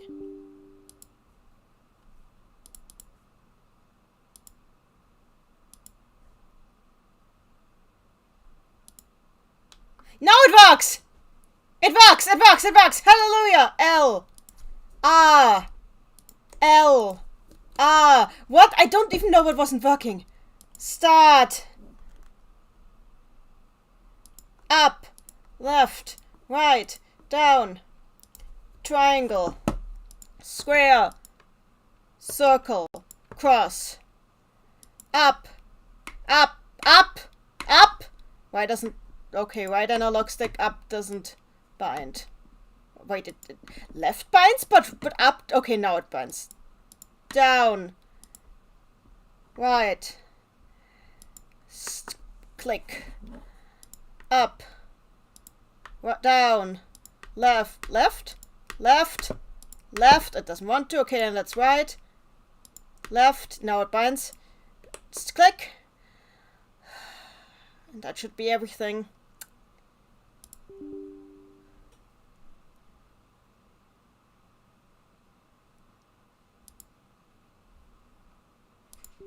It can't save the settings. Does it work still? No, it does not. I hate my life. It didn't save that. Why did it not save that?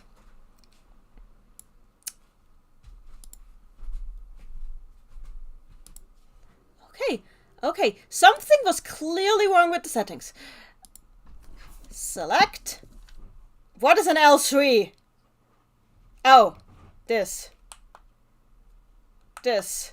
Start. Up. Right. Down. Left. L2, R2, L1, R1. Triangle. Circle. Cross. Square. Left stick up. Left stick right. Left stick down. Left stick left. Up. Right. Down. Left.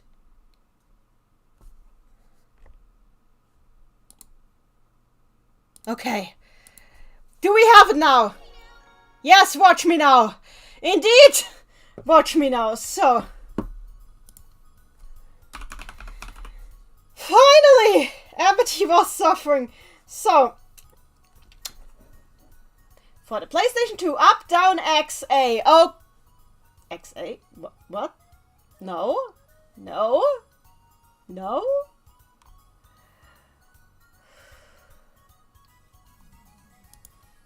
Please, Nexus, save me. What is the code?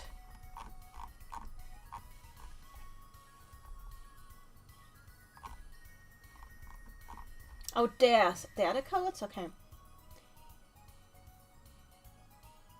Down, up, square, triangle, circle. Okay, let's try this. We back. We back, everyone. We have returned. So, let's try this. Down, up, square, triangle. Hello. The name's Amity. I hate my life. It's hard to become a wonderful magic user, but today isn't the day for studying. Professor Accord seems to have I was trying to get another character. Wait. Oh, it's different. It's different. Okay. Okay. Then why is the one that I found here different? Well, whatever. Quit. Okay. LR start.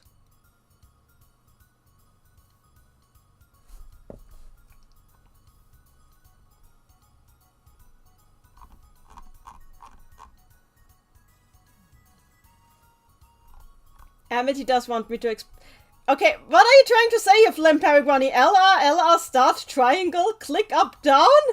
Please explain this!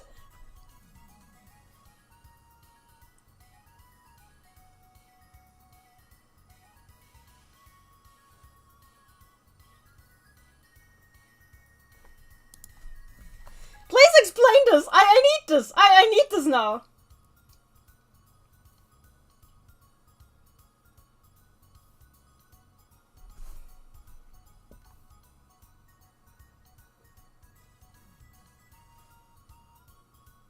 It doesn't say what appears to. Wonderful. I hate my life.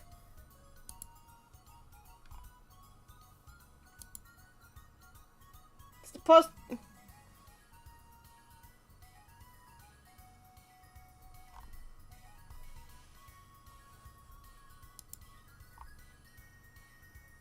Okay, this is for Fever 2.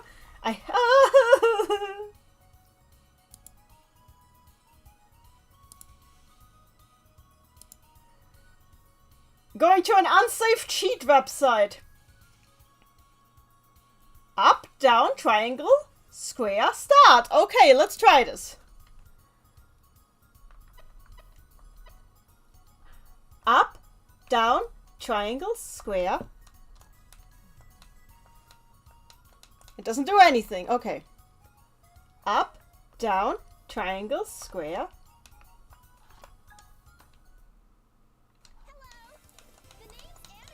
Okay, but we're not hitting the books hard, my friends! She is staring into her soul. Yes, I want this to work.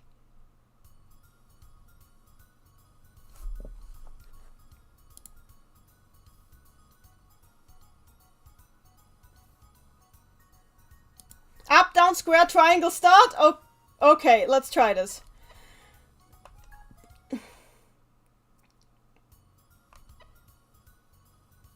Is the start button properly? Is the start button properly configured? Controller. Pad 1. Start. Okay.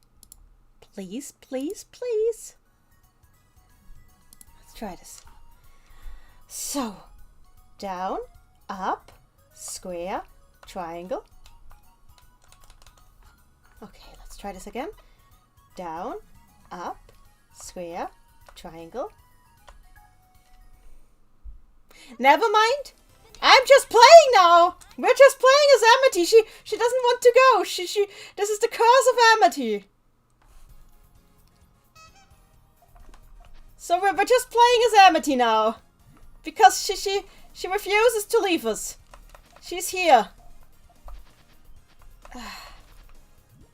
And she will never leave us. Kashita, I will never leave you.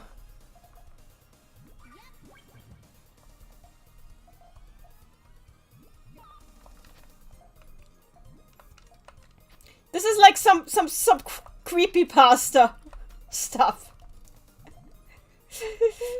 Amity refused to let me select another character.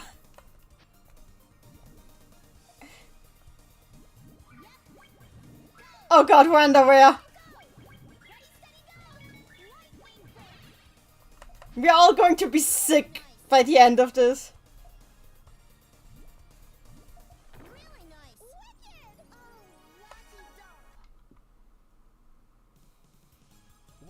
Yes, Charu, indeed, you're right. Hitting the box hard to find out how the frick I play it as a different character in story mode. Why am I doing these things to myself? Whenever something takes a lot of effort, it can be assumed that it will not work. That is Nanny's law.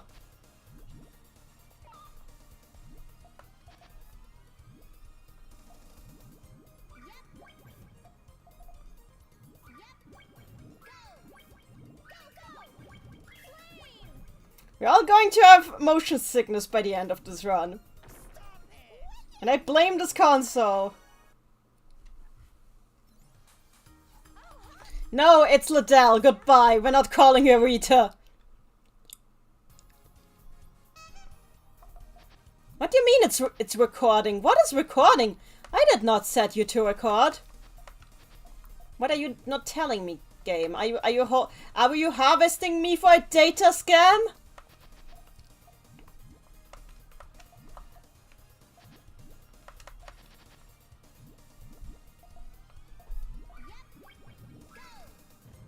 Which one is Puzzle Pop a secret sequel to Puyo Puyo Fever 2, the sequel to this one? And I could play for Fever 2. I have Fever 2 on this. I have Fever 2. I have Fever 2 on PlayStation 2. I could put that on. But I've played Fever. I mean, there is no reason not to play Fever 2.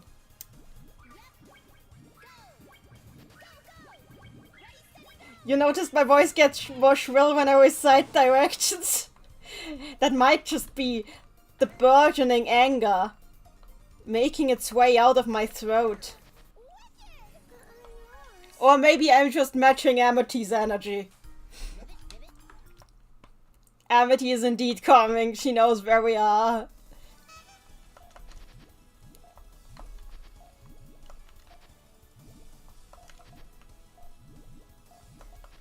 If someone were harvesting you, it would probably be for your organs statistically. You underestimate the prevalence of data harvest scams, my friend.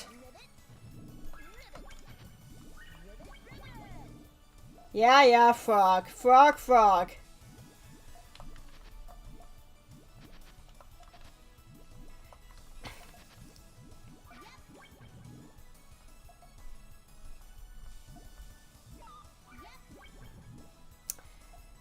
Ah, the power of frog.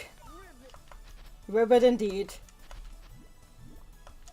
Have we ribbited enough yet? Is there such a thing as true ribbit? Ribbiter, the ribbiest? The ribbitest?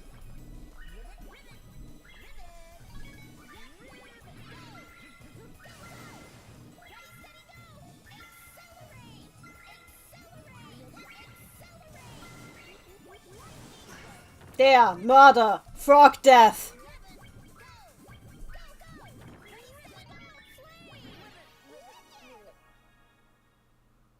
What does frog stacking mean for the power dynamics of Puyo and Madao? It means that frogs are very bad at playing Puyo.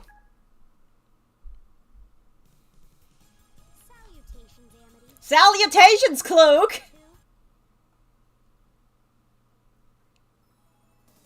Amity would like to know your location. I mean, we could play Fever 2. I kinda do wanna unlock some more books in the library. But, I mean, I could do that. I could.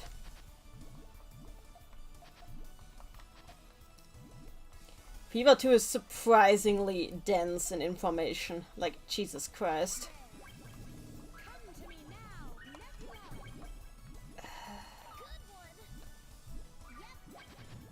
It is not his birthday anymore, you are correct. God, I keep forgetting just how ridiculous the renderware use in this game is. And then it literally hits me in the face when I try to play. This is not renderware use, this is renderware abuse. You will walk to YouTube? Why YouTube? Would you let Amity know your location if she was real? I think I would. I would trust her.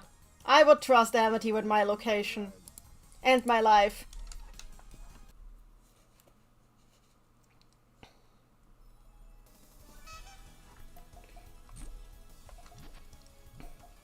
It is Financial Fish Friday, you're correct. She sells seashells by the seashore, but the value of those shells will indeed fall. Due to the laws of supply and demand, no one wants to buy shells for there's loads on the sand. Step 1. Must create a sense of scarcity. Shells will sell much better if the people think they're rare, you see. Bear with me. Take as many shells as you can find and stockpile them on an island till they're rare to the diamonds. Step 2. Gotta make the people think that they want them. Really want them. Really effing want them. Hit it like Bronson. I don't know who Bronson is, but that's that. Do you think I can get copyright claim for this?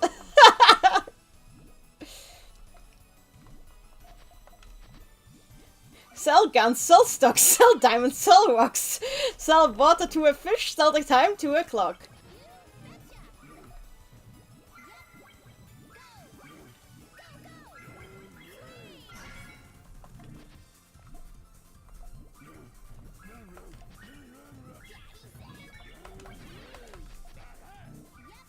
I don't care what your daddy says, kid. I say you suck.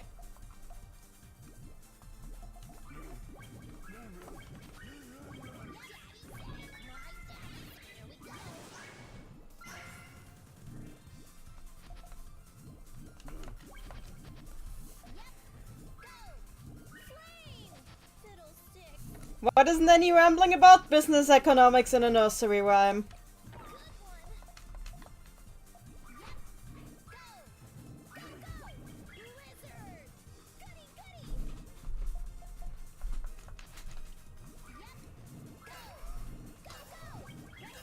I have strayed from the topic.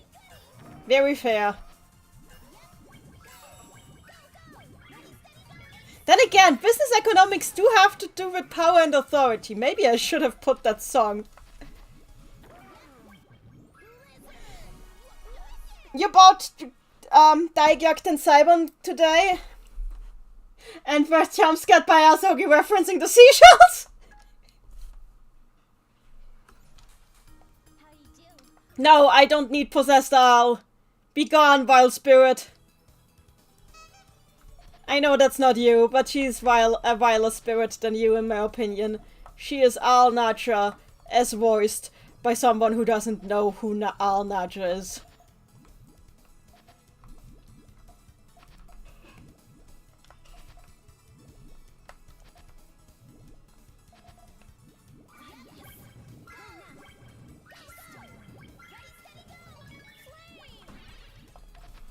We actually synchronized there, that's kind of funny.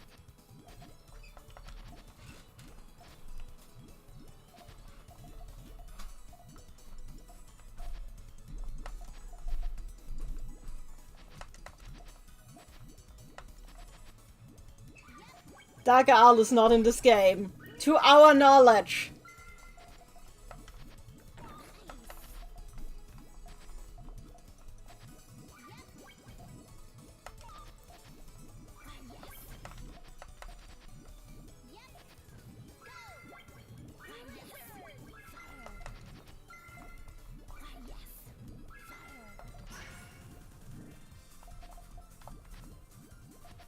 I'm pretty sure that the direction for Al in the English version of this game was just sorceress.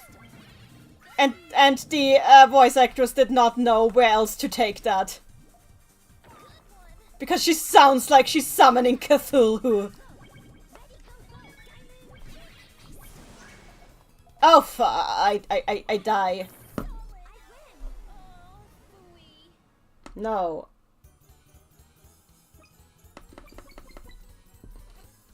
Incidentally, how may I create a textual website? Google has a service for that. Al's voice here would have been suited better for Felly. It would have been. Anyway, since Fever 2 came up, let's play that as well before I give it my, master presentation another try. I am naming myself MA everywhere. Why does Al sound evil? Because. So, Fever 2 time.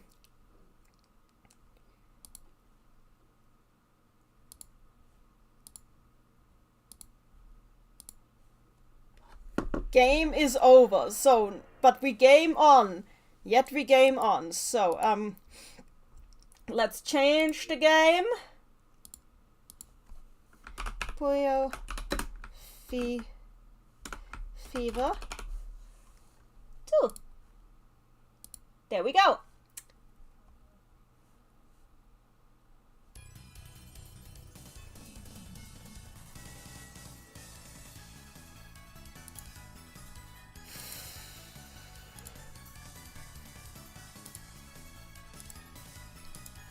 One day I will figure out that code, but today is not the day. Yeah, no more diamond cuties. Ikimasu! So, which one of these has had more playtime? This one. Roroshimasu. We be gaming, so let's see what we've unlocked so far. Because based on what we've unlocked, I can see what I've already done here. Clandestine Mansion 1. Clandestine Mansion 2. That would mean I played a bunch of free play. Interesting, I don't remember playing free play. But okay, so we don't need to play free play. Is Hero, so we have, is Hero Legend unlocked? Nope, Hero Legend does not appear to be unlocked. Which would mean that we should play the Endless Staircase. Okay, Endless Staircase time. Oh yeah, the tower is tiny. Blah, I should have known. So, Endless Staircase time.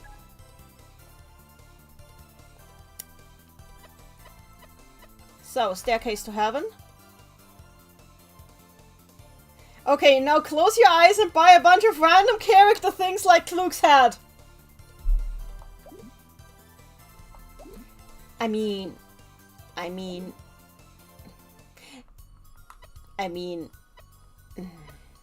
No, we're just going in for now. For now, we're just going in.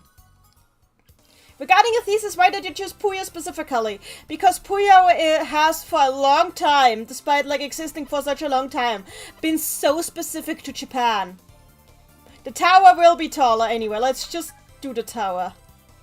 Puyo is a series that has survived for a surprisingly long time, given how many other series have not made it.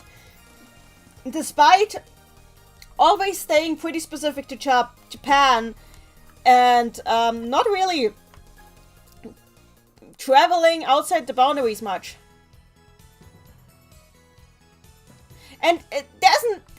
I'm not talking about like an inherent Japanicity, because the concept of inherent Japanicity is something that can be debated anyway. Talking about the fact that it's mostly only available to Japanese speakers, and those mostly made for those in mind. Anyway, gonna be using... where is... yeah, there it is. A hero has to throw away the past. He must live on in the memories. I have no idea what he's talking about. Anyway.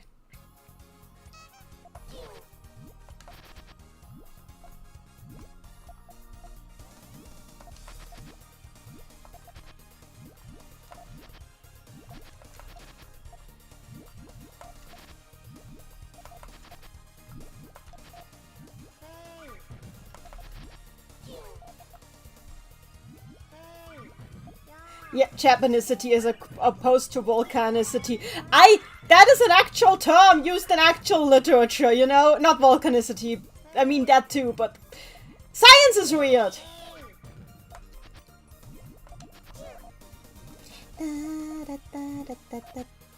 What was that? What did I just do? Okay, let's change that. Okay, that might work. Welcome back with weird sushi. Why is it weird? Are you okay? Please don't poison yourself.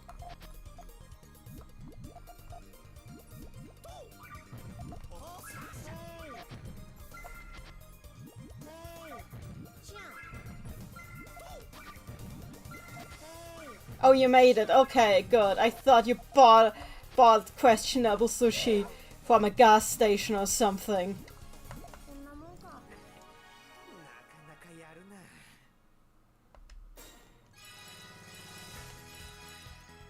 Ah, found a bug. That's all he'll ever say in this tower.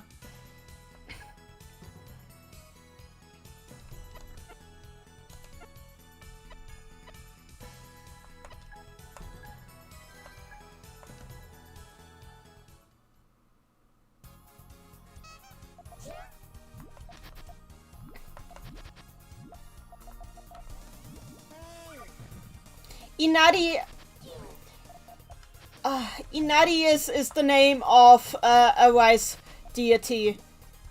But the thing is, like, Inari, Inari sushi is rice, is sushi rice, enclosed in fried tofu.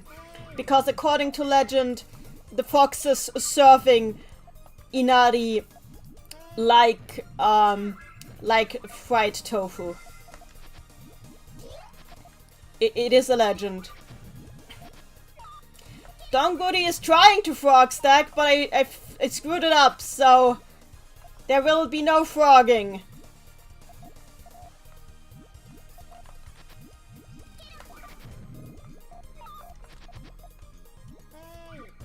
The foxes were vegetarians. Frog stacking has left, yes.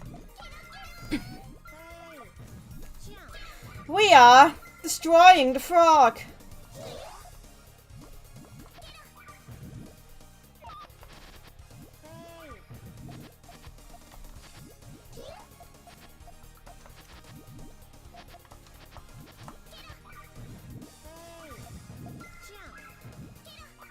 Send the frog to the Shadow Realm.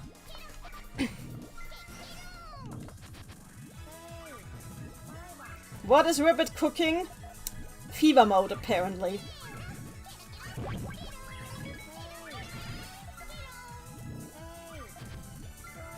There we go. Eat some sick. You're not a fan of raw fish? That is a shame, because all fish should be raw, in my opinion.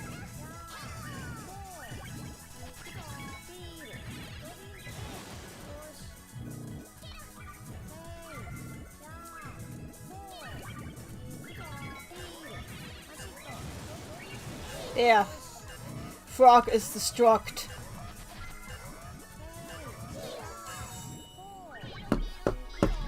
You don't like fish, understandable.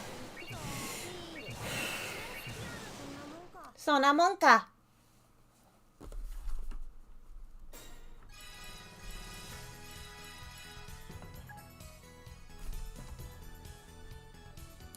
Dum dum dum dum.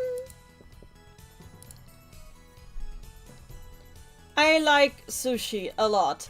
Anyway, we're gonna keep using the memory of 2 on our opponents.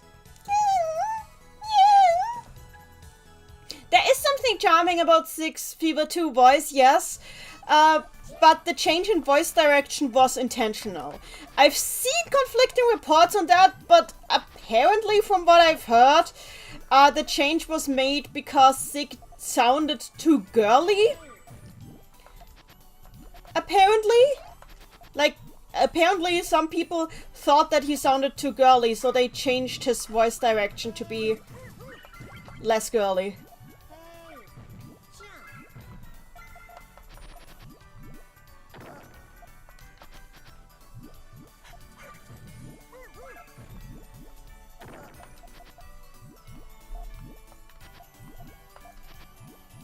But that is just something I heard. I don't even have a source. It's just something I saw floating around in the Japanese fandom. Sourceless.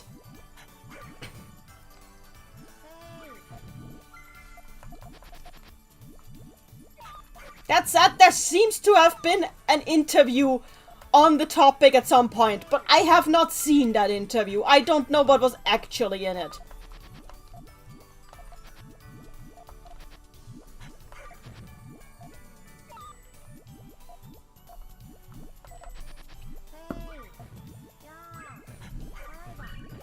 Every time I show my parents a picture of him, they think he's a girl. Fair. Awkwardly stares at Crest. Poor Theo.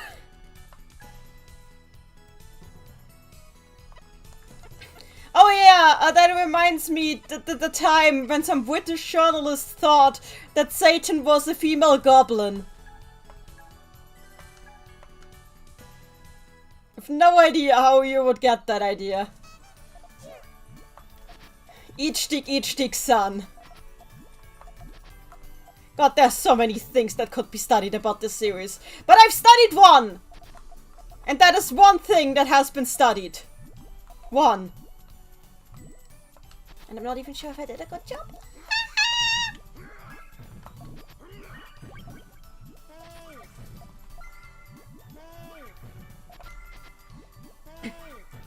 Yeah. Have you not heard the legend of Itch Dick, son? You have not, you don't know the legend?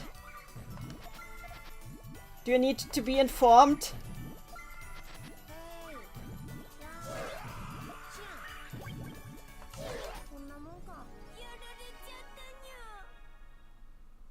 I missed what specifically you wrote your thesis about, but I'm sure it was neat. I'm actually doing the thesis presentation again after the tower because I took way too long for the presentation, so I need to keep practicing it.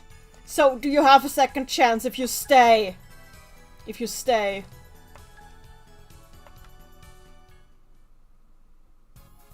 You saw somebody thinking Draco is a demon girl? I mean, she looks close enough.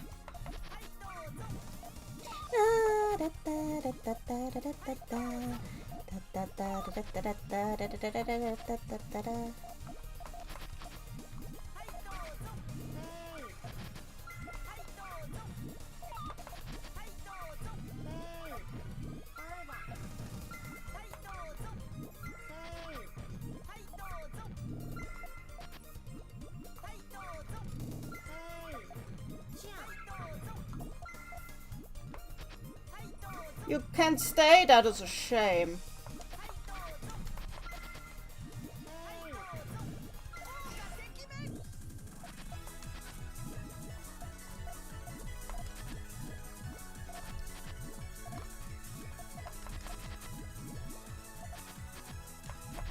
Can he just die?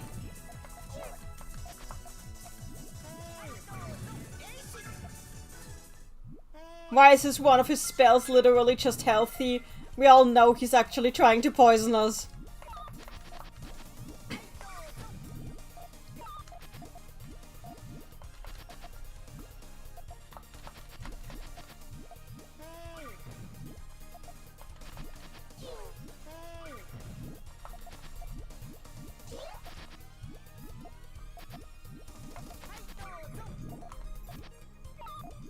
Okay, this is dangerous. Ah! Do I continue talk coin? No, I do not have a continue talk coin. Help.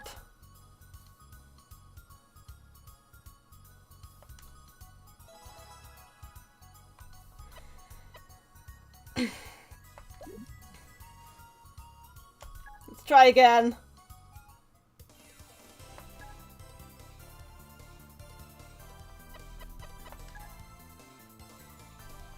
That was just me playing dumb. That was just me being dumb, honestly. I need to make it to at least floor 10. Else I can't show my face in public.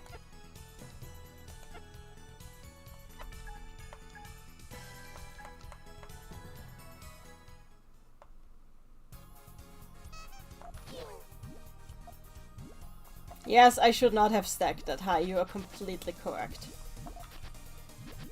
Yet again, my greed was my undoing. It says something about society and stuff.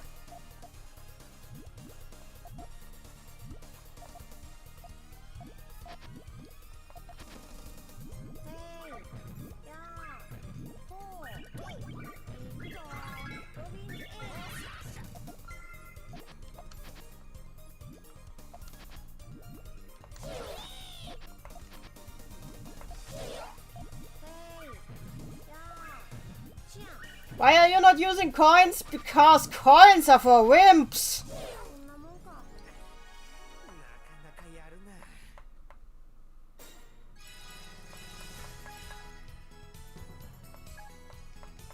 Frage! Frage!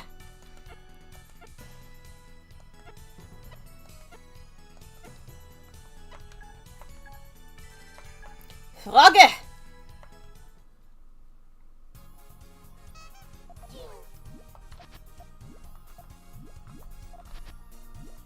I have nothing to say on that frog except for that.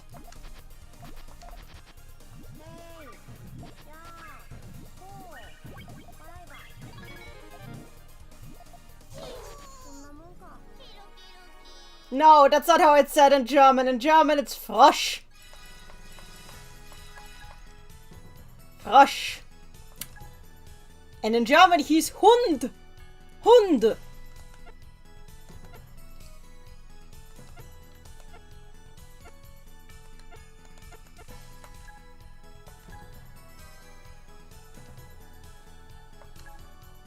Our beloved sh and yep.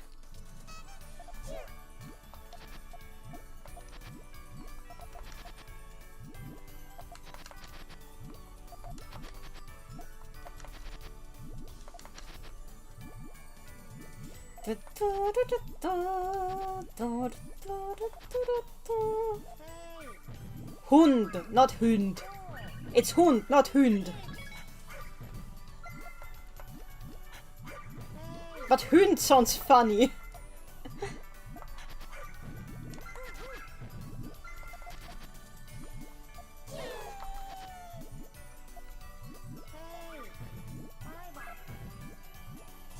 True, dog is an insult in German. Absolutely true.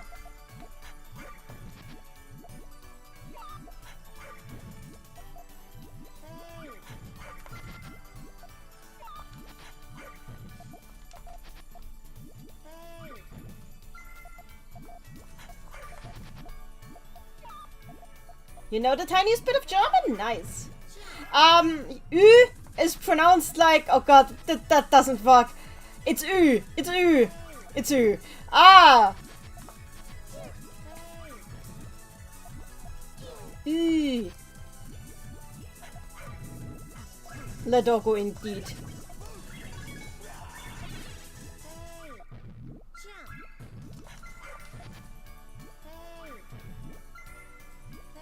There we go, sick time.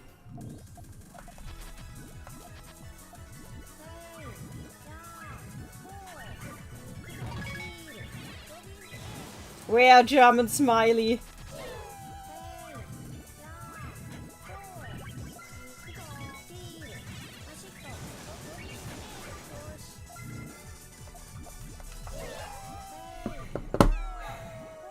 All you know is how to count to 3. I can count higher than that! 1, 2, 3, 4, 5, 6, 7, 8, 9, 10, 11, 12, 13, 14, 15, 16, 17, 18, 19, 20, 21, 22, 23, 24, 25. Sega, please bring back Ball in the next game. I'm gonna ugly cry. Understandable.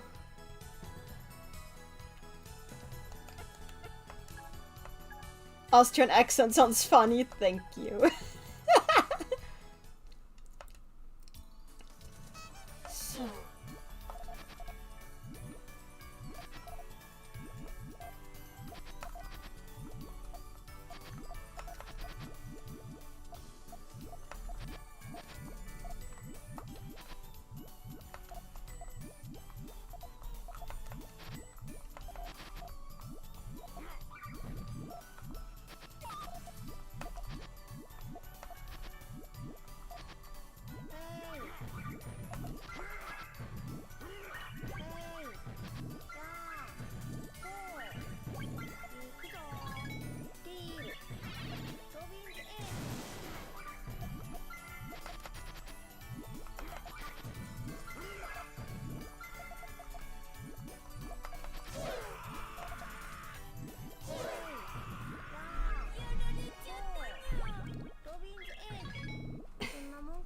There. And now we return to Gogoat. The Gogoat!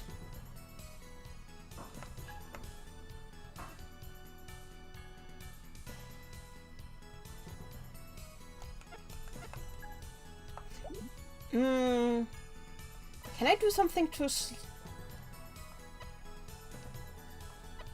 Can I do something about Gogoat?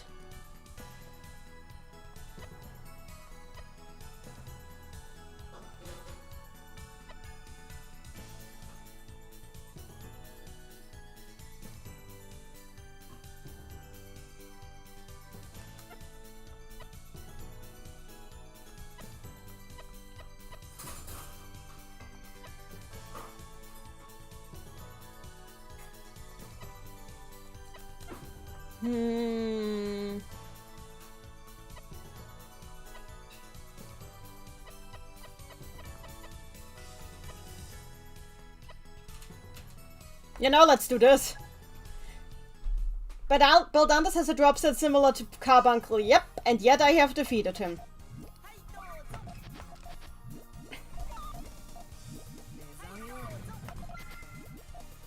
You might have started to notice what I in fact just did.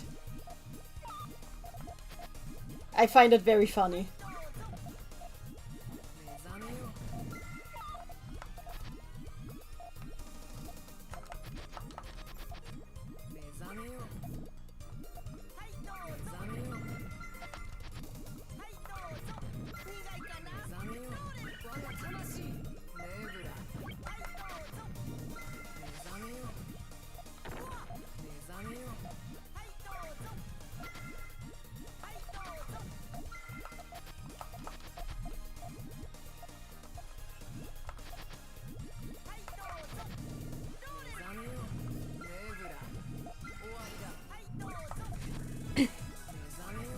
Was für eine Österreicherin spricht Deutsch? Ich spreche Deutsch. The game was low for you, you didn't notice. Oh yeah, I turned the game low, didn't I? Because Box was so cruel. Yeah, this is better now, right?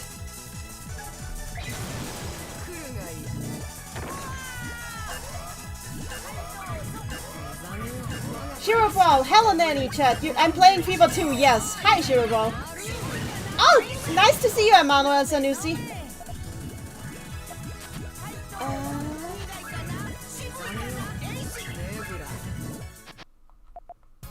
Please die. Please kill. Please perish. Why is your drop set so unused, stupidly large? Why is this legal? Why is this a legal drop set? Can you just die? Thank you. Thanks. Yeah, Possessed Klug is badass. You asked Reddit for a website. Understandable. Onion Pixie time!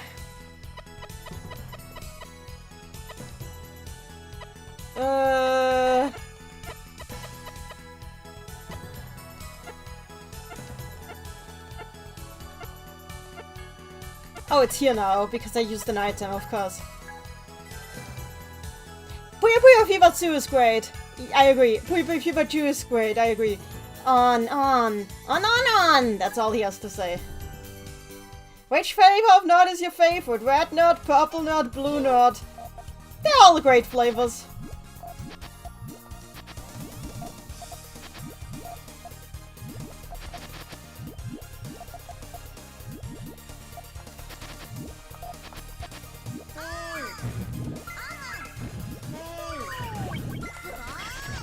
Why do you get to do that?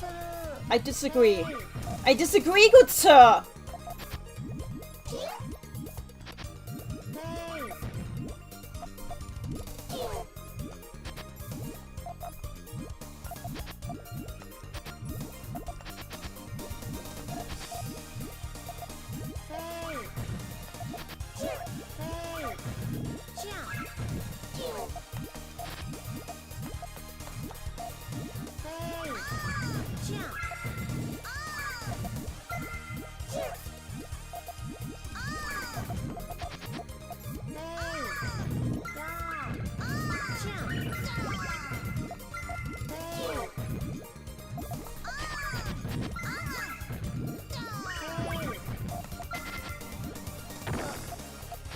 You know, I have recurring nightmares of forgetting items in the dorm room I lived in when I was studying in Japan. This was useless nanny trivia, but nanny.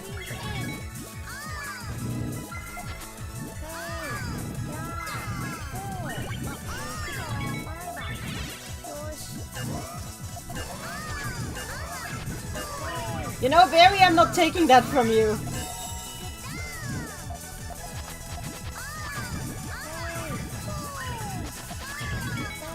I'm not taking what you... I'm not... Ah! Destroyed by onion! Destroyed by the onion!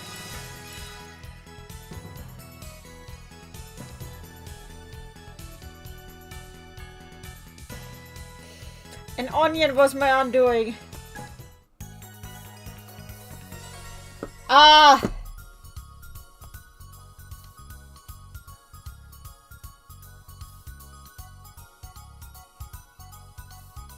I need to translate Onion Pixie. Yeah, Onion Pixie can get scary.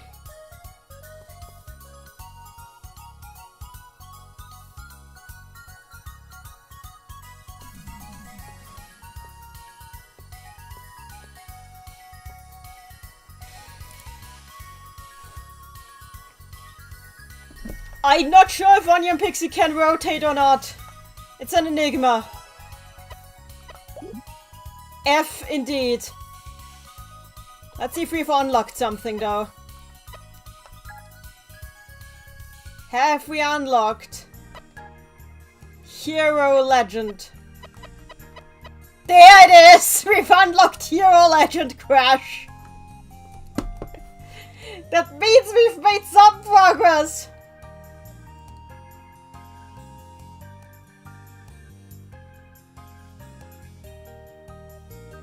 Yes, I named myself Ringo, because I love breaking the timeline. Yes, I get dunked on by towers a lot. That is my high score, yes.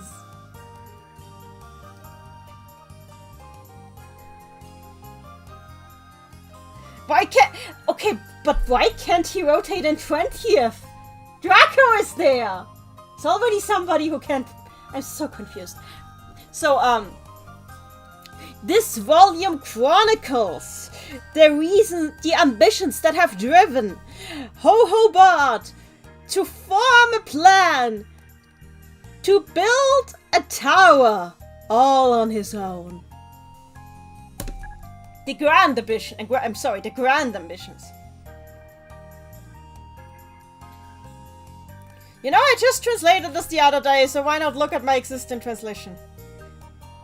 And then he died. SMT1 death noise. So. Let us look at the translation. Draco spreads the no rotate. Yep. So. Where did I put that? Hero Legend. Crash. Wait, can Draco rotate in Puyo Tedron? Anyway. There is a reason! Oh wait. Success of a hero. There is a reason, yet deeper than the ocean depths, that I have set out on this great undertaking to construct a tower. A little while back, I read a book that said the following. A message that has yet remained undeciphered is written upon the pillars of the Arca ruins. Eureka! This must be what they call a flash of inspiration. My heroic gut feelings let me know what to do. It continues.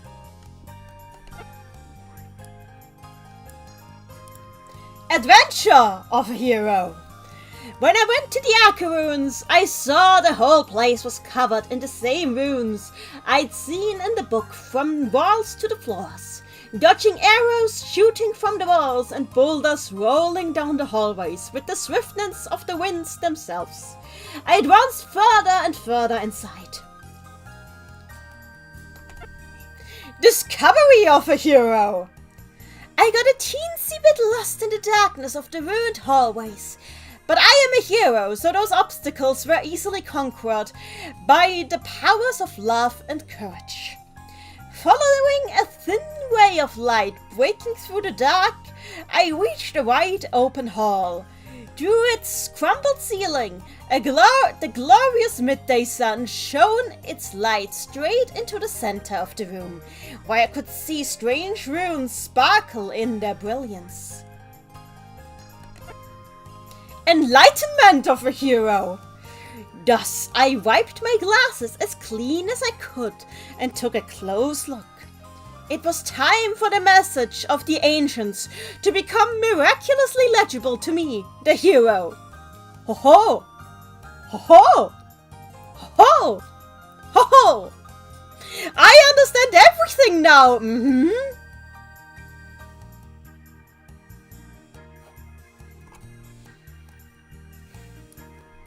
Legend of the Hero, everybody. That was volume 1. You get volume 2 if you reach floor 50. Which will never happen because I suck. We can also read the clandestine archives. I'd rather not. Ho ho, buddy, you'll always be famous. Let's read the clandestine archives. Here are the clandestine archives, which also hold a surprising amount of lore. These are about the mansion in Primp Town. Yeah, the one that you and Wayhound. This means stuff. This volume attempts to outline the mysteries surrounding a topic that cannot be avoided when speaking of the history of Primp, the clandestine's former residence. This is a record of research concerning the Purple Hall and Blue Hall. I don't know how I have already unlocked this. So, because you usually need to play in free battle to unlock this, and I don't remember playing in free battle. Crying cause I suck at fever, yes. So, let's read this. Concealed mysteries. The history of the clandestine family is long, and it is said that their influence on the local study of sorcery stretches back further than the founding of Primp Town. Though the level of research that can be gleaned from the documents uncovered thus far is great, their contents have never made their way into other regions. How could it be that such an advanced culture of magecraft has never made its way beyond the boundaries of Primp? To answer this question, let us begin by outlining the mysteries of the clandestine manor. The secret of their import. Though it is known that practically no cultural exchange happened between Primp and the surrounding areas, the clandestine posed an exception to this rule. Sales receipts discovered in the dwellings of merchants in distant lands prove that the clan received large quantities of goods unavailable in Primp. However, as there were no established trade routes between Primp and other areas, how exactly these goods were transported to the manor is still a great mystery. The warp circle in the Purple Hall. The method of import. Why did I go into the Hohobird voice again? I mean, the warp circle in the Purple Hall. The method of import that was long unfathomable to primpologists, yes, primpologists, is now believed to have finally been discovered in the Purple Hall. Magical runes were discovered underneath a carpet decorated with a pattern portraying Puyo Puyo. With help of documents found in the Blue Hall, it could be inferred that these runes form a warp spell. The bookcases in the Blue Hall. A great amount of research documents still sleep within the walls of the Blue Hall. A room with a ceiling decorated with a pattern portraying Blue Puyo.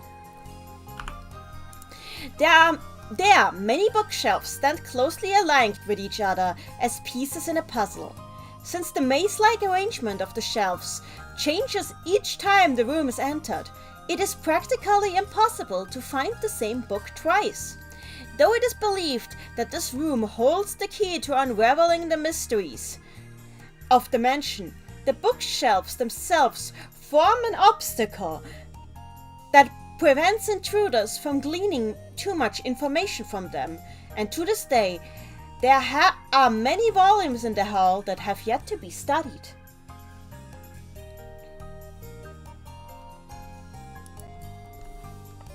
It continues. Yes, primpologists. I wish I was a primpologist! Volume 2! I wanna be a primpologist, Mom!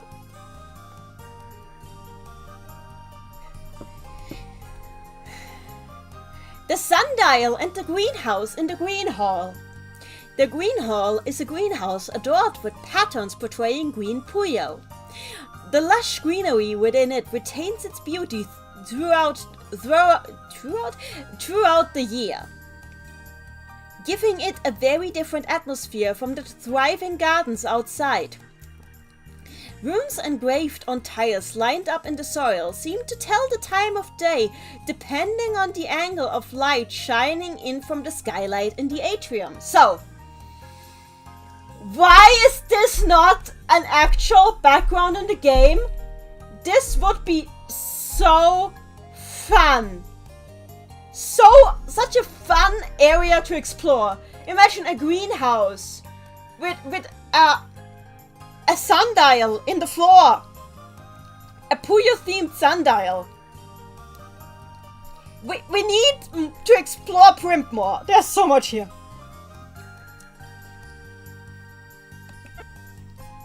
The fabled research study in the Red Hall. The most mysterious room of all is the Red Hall. It is marked as a research study in the manor's floor plan, and the room's red walls can be seen through outside windows. Oh wait! Wait, this is the Yellow Hall! Sorry, I'm reading from a translation I made yesterday, so I wasn't looking at the actual game screen. This is the wrong... spoilers. Here. Continuing, this is the Yellow Hall, sorry. The abandoned living quarters of the Yellow Hall. A chandelier decorated with ornamental yellow Puyo hangs from the ceiling of the large living room known as the Yellow Hall. As the manor is under the administration of the town's government, entry for any purposes other than research is prohibited. Yet, rumors of somebody living in the building persist. Locals tell each other stories of having seen the silhouette of a person in the windows of both the Yellow Hall as well as the fabled research study known as the Red Hall, which we will elaborate on the following page. There we go. The fabled research study in the Red Hall. The most mysterious room of all is the Red Hall. It is marked as a research study in the manor's floor plan, and the room's red walls can be seen through outside windows. Yet, none have ever managed to find entry into this hall from the inside of the building. Due to reports of the silhouette of a person being spotted through the windows, there is a hypothesis that one could use high-level magic to gain access to the room. Even among experts, the idea that somebody could still be living in this room is the prevailing opinion. The silence of the museum's curator. In the course of recent research, an old book plate from the precise museum's library was found inside a book from the Blue Hall. The further discovery of a research document on the manor in said library caused brisk discourse, as it seems to indicate that somebody must have had contact with an inhabitant of the manor. Though the curator of the museum, who was alive and in his current position at the time these documents must have been written, declined to comment on the matter, these discoveries might still prove to be valuable clues towards the identity of the mansion's former residents. It's you and Ray's bedroom.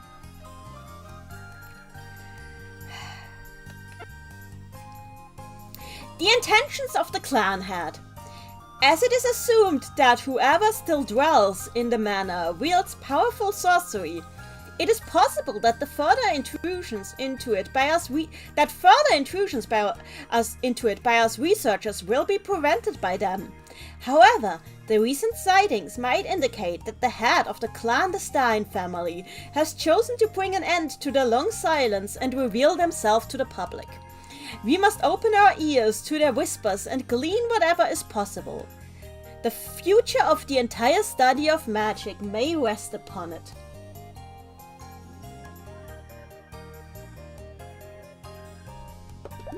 Puyo Puyo Fever 2 is a game! This is a video game! It is a game of videos! A video game! So what have we learned, everybody? I know what I have learned. I've learned that I want to try and present my presentation again and see if this time I can keep it under 15 minutes. Who is with me?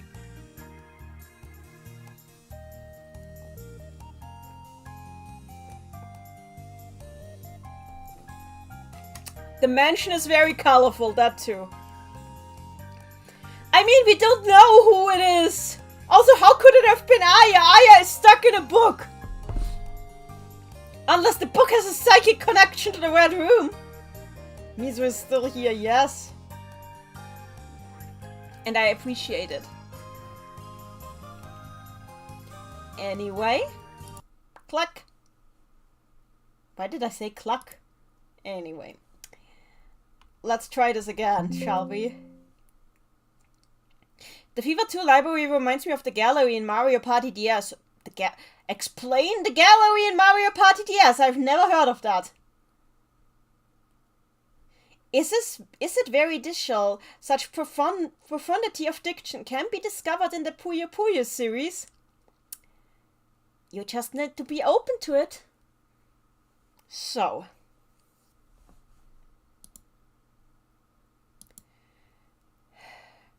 Presentation.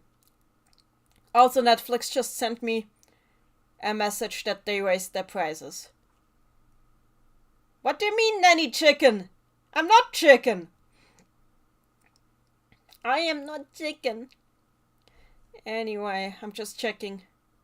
I just want to complain about Netflix real quick. Oh, €20 a month. Wow. What do you mean you accepted? You just sent me this. Whatever, this is my life.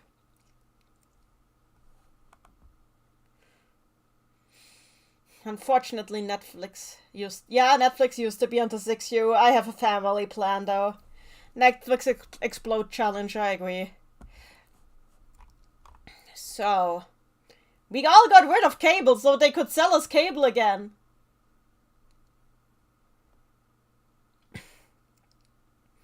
The gallery has information on board items. Oh. Okay, so I'm turning the music back on.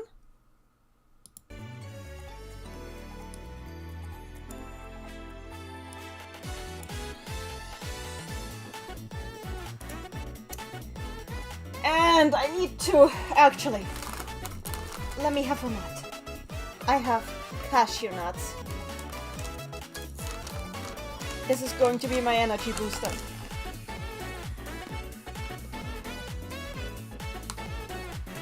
Purchase cables. We all got rid of cable so they would reinvent cable. Such a cruel world.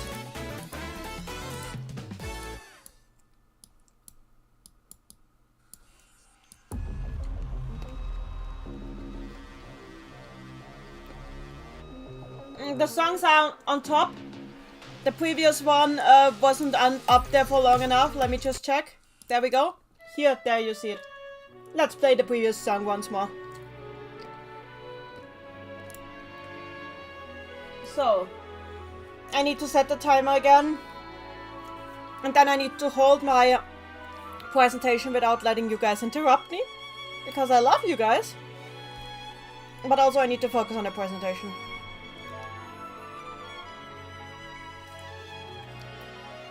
Secret ingredient is crime.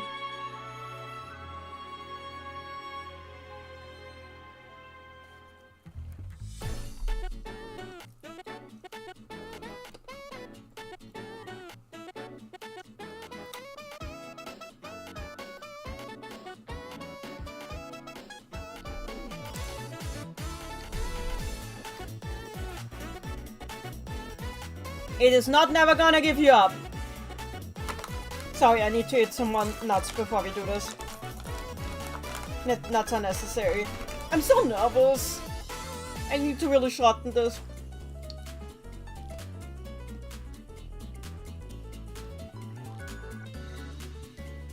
Cashew nuts.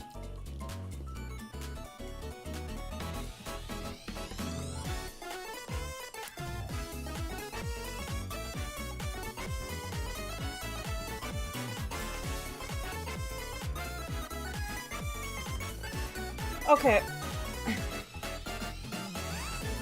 I'll start with the next song. We're letting this song play out, and with the next song I'm starting this.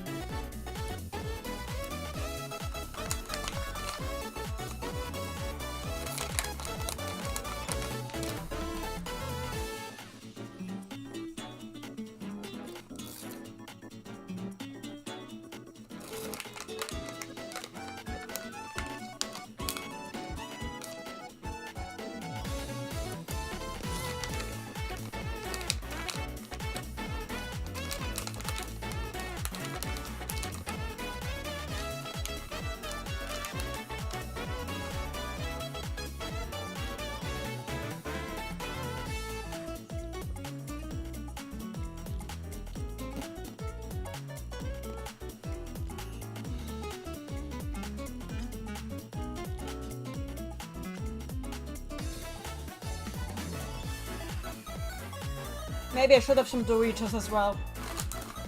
Well, the timer's still... Rather not don't have the timer up yet. I'm sorry, I'm such a wreck. I'm such a disaster.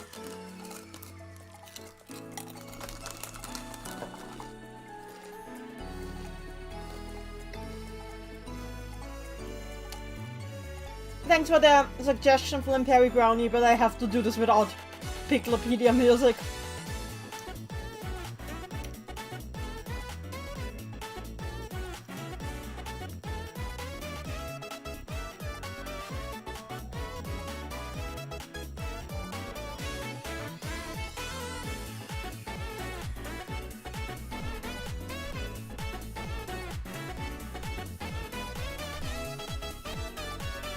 I am not holding my presentation with BGM. Okay. 3, 2, 1. So, hello everybody. Thank you all for joining. Today I'm going to present the results of the research done for my master's thesis to you all. My master's thesis has the topic power change, deconstruction of power and authority relationships within the universe of the Puyo Puyo and Mado Monogatari games. So without any further ado, let me present the results that the thesis research and the actual writing of the thesis brought apart.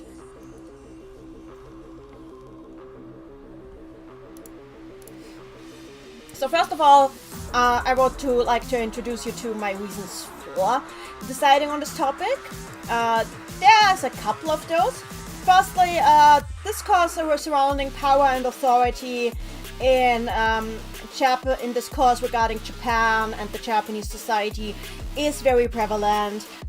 There's a lot of stereotypes connected to it. You probably know of works such as Memoirs of a Geisha or movies like 47 Ronin, which give like this, which convey like this archetype, this stereotype of the Japanese people as a people to whom hierarchy and authority have like a special meaning a special importance even.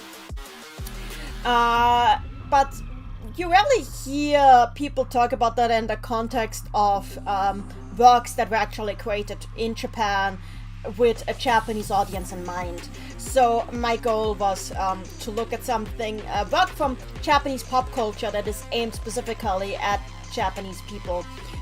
Because we all know that pop culture, popular culture, entertainment media are in a dialogue with the audience. It's not just a one-way street, regardless of whether you consider them art or not.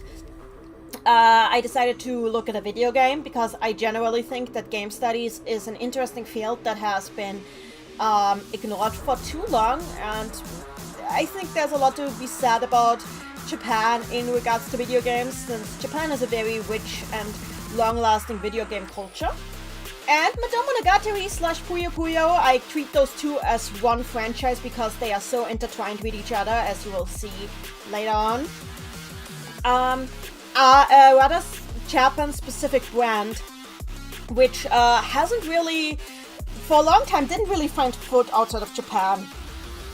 Wasn't even marketed outside of Japan for multiple decades, which means that there isn't really some sort of cross-contamination here with the games being aimed at a global audience. That isn't really what happened here. So I think like flying influences can, to a degree, be disregarded more with this series than they could be with other game series.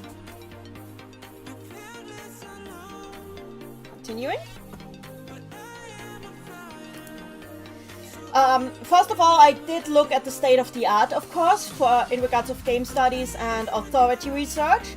For game studies and authority research, I found some very important monographies that lay down the law on how to research games and research in regards of authority and power in Japan. Here's some recommendations of mine that I don't want to dwell on for too long. But they are not the only sources I used. I also used a huge number of, well, a big number of additional sources that can be found in my sources, obviously. I will go on to how those influenced how I worked. The vibes are comically off. Okay. So, here's my research material, and as you can see, we have the Puyo Puyo and Madomonogatari series. And what's important to know is that while those have two different titles, they are strongly intertwined. Puyo Puyo was directly born out of Madomonogatari, to the point that it's really hard to separate those two series from each other, because they share a lot of world building. They share the same world, the same stories, the same characters to a degree. So they are very strongly interwoven with each other. The main separation is that the gameplay in Madomonogatari is that of an RPG where you train and strengthen your character and fight in turn-based battles where you give direct commands to the characters, while Puyo Puyo is a puzzle game where the characters battle each other via creating chain reactions from colorful game pieces that have to be arranged on the playing field, which also has to be done, which is done in a competitive manner. So, continuing on. So, how did I undertake my studies? Well, first of all, I played all the relevant games, not just the ones that I ended up analyzing in detail, but like basically all of both series, which is a lot because these games have released continuously for 30 years and there has never been a break of more than 3 years between releases, so that is a lot. Then I selected a core corpus, which is basically all the most important games in the series for me to look at. I analyzed the individual games in this core corpus using the method of Danny Quingiel, who made an example study that one can base their own video game analysis on. which takes not just the narratological aspects of a video game, but also the ludological and filmical aspects of games into account, treating it all as a big general work, which is something that is very important to do when you work in game studies. You can't just separate the ludology from the narratology. Afterwards, after analyzing the games separately, I looked at the relationships of the power dynamics between select characters across the games as a big whole, in order to see what comes across if you look at the characters as something that exists not just in this one game, but in all of the games together.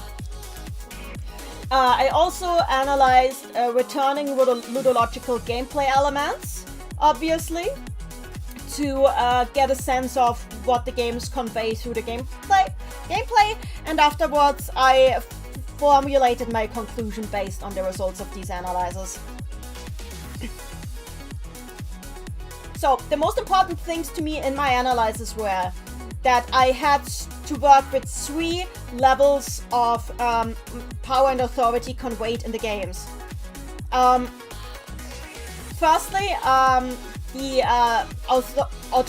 construct of authority and power between the characters within the game world. Then, how authority and power is constructed between the player and the games. And finally, how power and authority is constructed between individual players in multiplayer mode. That one was the smallest though, because multiplayer is surprisingly a smaller aspect when you play through the games than you would think.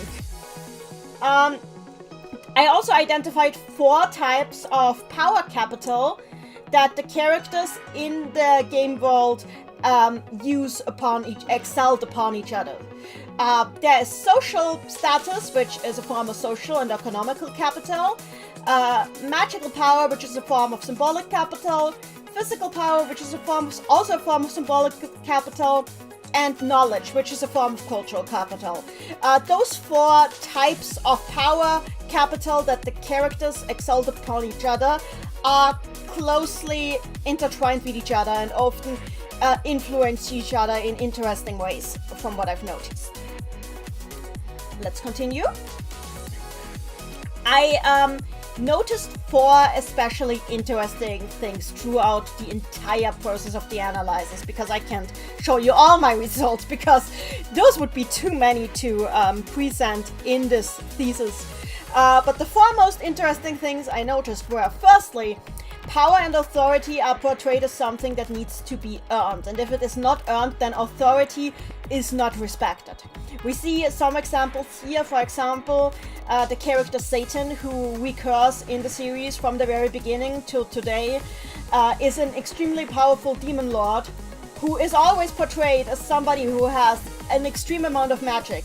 Yet he is also a very childish person, and as a result of that, he is rarely taken seriously by others.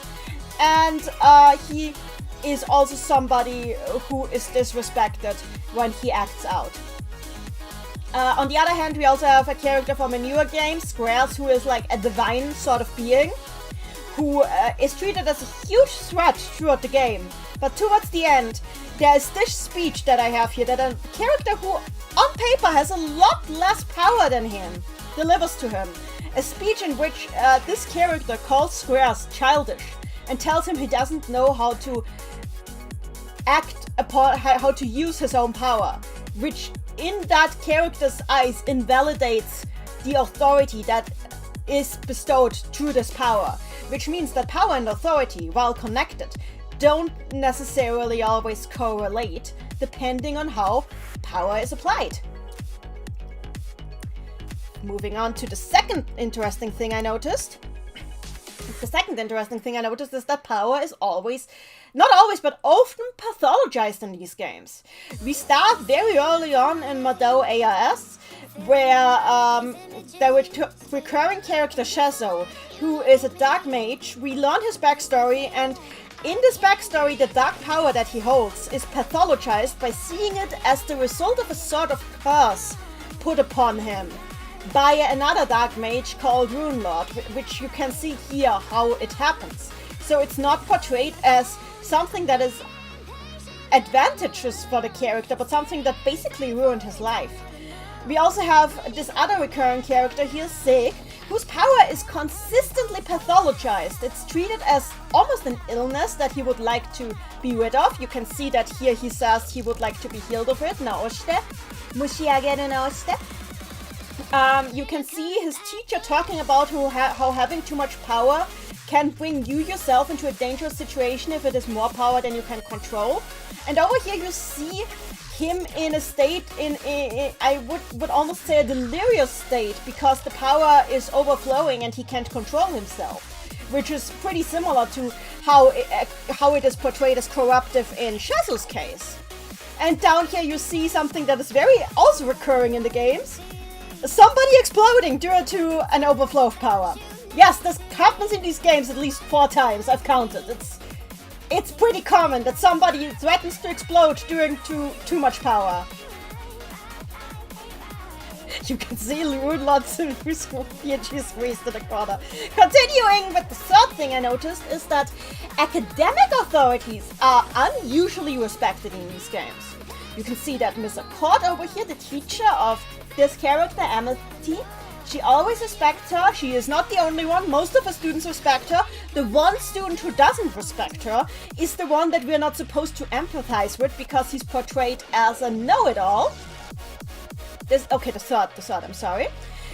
There's also a recurring element of senpai characters appearing, who are always called senpai by their kohai characters and are always seen as and either taken like defended in their honor by them, as you can see here with Ringo, or as you can see with the quote from one of the novels over here, as seen as somebody who has better competencies than others. Subete senpai ni makasete okeba ii no, says the character Feli here about her senpai Lemrus. And to a degree, this was already the case in the older games that came out before the studios switched from Compile to Sega, but for the most part this is mostly in the Sega games. In the Compile games it was more that like the old institution of the antique magic school was respected. But in the Sega games, actual teachers taking active roles and actual senpai characters being treated as senpai is more common than it was in the Compile games. Except Stan. Nobody cares about Stan. The fourth thing I noticed is that there's a certain sense of tension between how power is used, how much power one has and how it is used. And this tension of power seems to determine whether or not a character has authority that is respected, among other things. For example, here we see Al being let out of a cursed forest because she didn't use her power to kill any of its inhabitants. And my time is up. But it's better. We're almost at the last slide, so it's better. You see here that because Al didn't abuse her power to kill any of the forest's inhabitants, she is being let out of the forest. So she used her power right, she didn't abuse it, and she's being rewarded for that. On the other side, we have Ekalo, who was possessing Al, was controlling her against her will, and was using that to play around and fool around, being punished by the entire cast of the game teaming up against him, and basically giving him the beatdown of his life.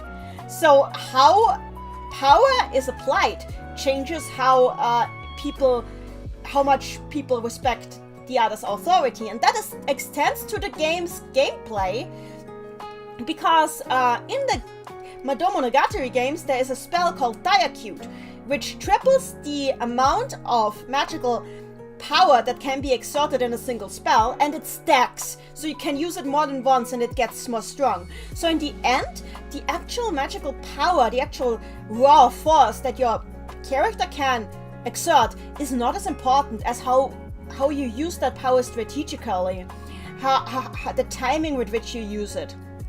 how you decide to waiting for the right moment.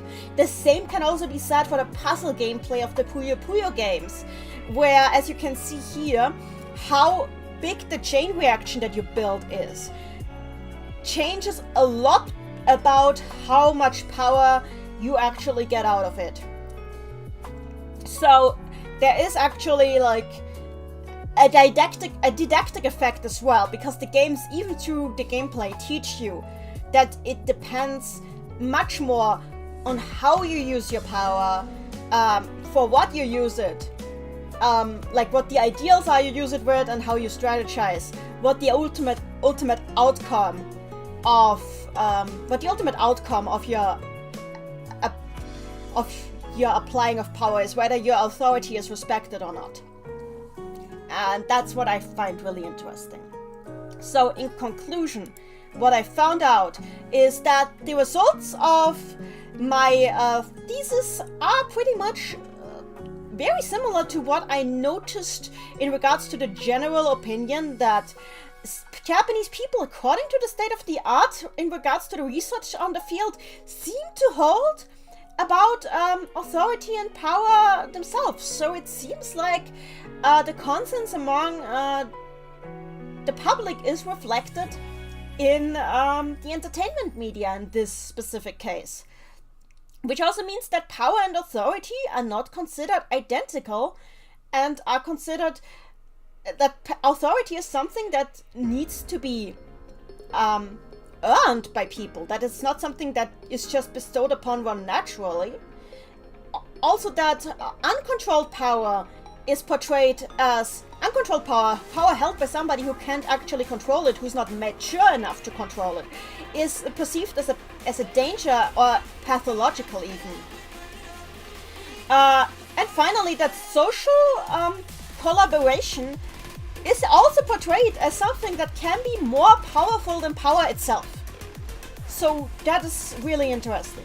The other thing I noticed is that there's a certain shift in how the games portray power and authority, with the change of studios from Compile to Sega, which happened in the early 2000s, where more academic hierarchies got the spotlight, and where academic hierarchies were portrayed as mostly positive and mostly something to be trusted for the most part, which makes me wonder if this has something to do with Sega wanting to make the games more palatable for a broader market.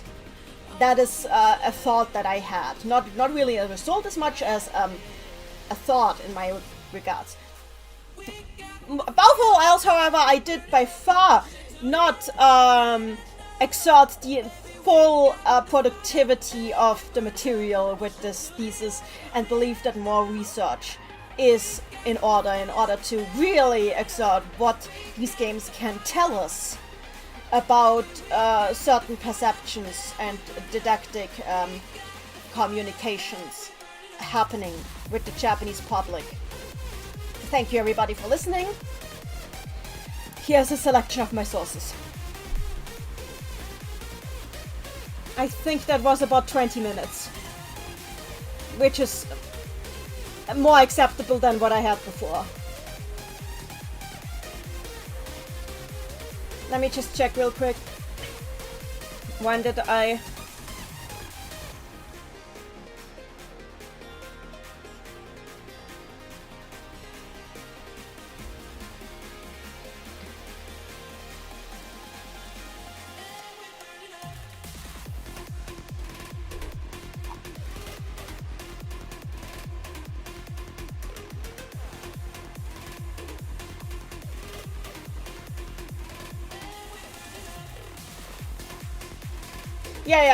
Okay, that was 20 minutes. It is more acceptable. That is more acceptable. For the most part, literally only refers to a chord. It's not just a chord. There's also Akuma, but like there's only so much I can get on I can to help the time. There's also Akuma. There's also Lambros when he's actually being respected as an academic figure. I sound desiderative? Okay. I need to keep practicing this. Probably on my own. Hopefully by Monday I'll have it under 20 minutes. So let's see if there were any questions. No, I'm not holding my presentation with BGM. She totally didn't attempt to try to make Box not kill her ears, get very mad at both the Dreamcast and English PS2 versions of FIFA, and then fail at Tower in FIFA 2. None of that, thank you.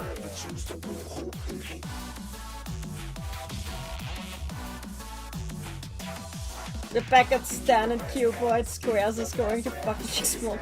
A proficient Puyo Puyo, same opinion, would house an allusion to many characters of the work. It does.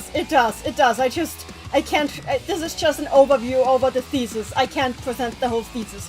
I'm supposed to do this in under 15 minutes. Well, around 15 minutes. Chigo says a slurry, oh yeah. There will not be in the academics are all expected except for Stan. All watching a class melt. Compile trolls, teachers, Sega cares about them, yep. Ecolo is a silly.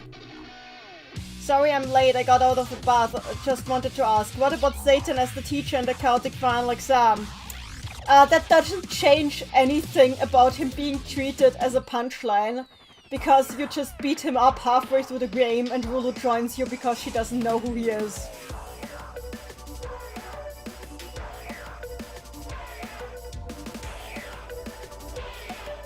And then there's a giant hole in the wall. Oh wait, no! No, Rulu doesn't join you. Rulu beats you up. Oh yes, Satan forgot his mask. So Al beats him up. And then Rulu beats up Al. Anyway, he's not respected is what I'm saying. And even Lala, in the beginning of the game, Lala makes some snide comments about him. So yeah, Satan is not respected even as a teacher. This, which is why I'm saying this is pretty Sega specific.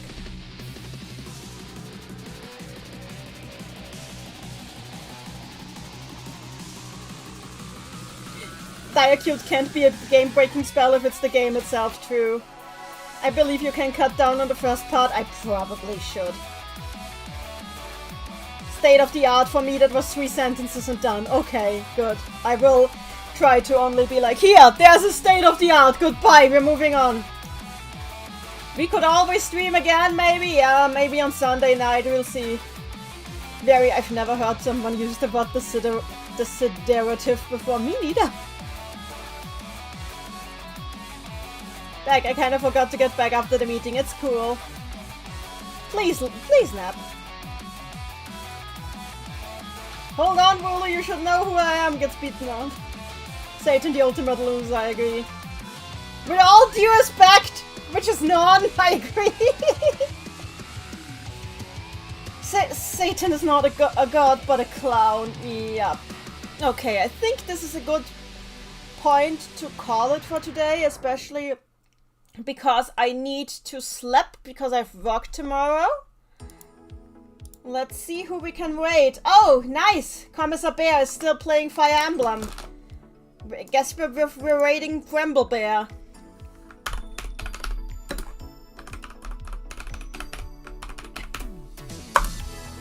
So, raid has been set up.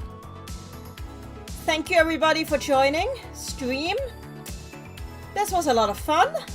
It always is a lot of fun, but this was also helpful.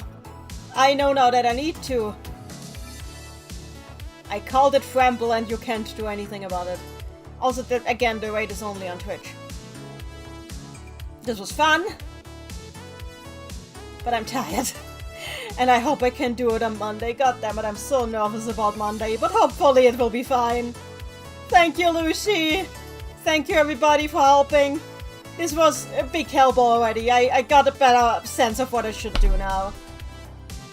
So, thank you all everybody. And good night.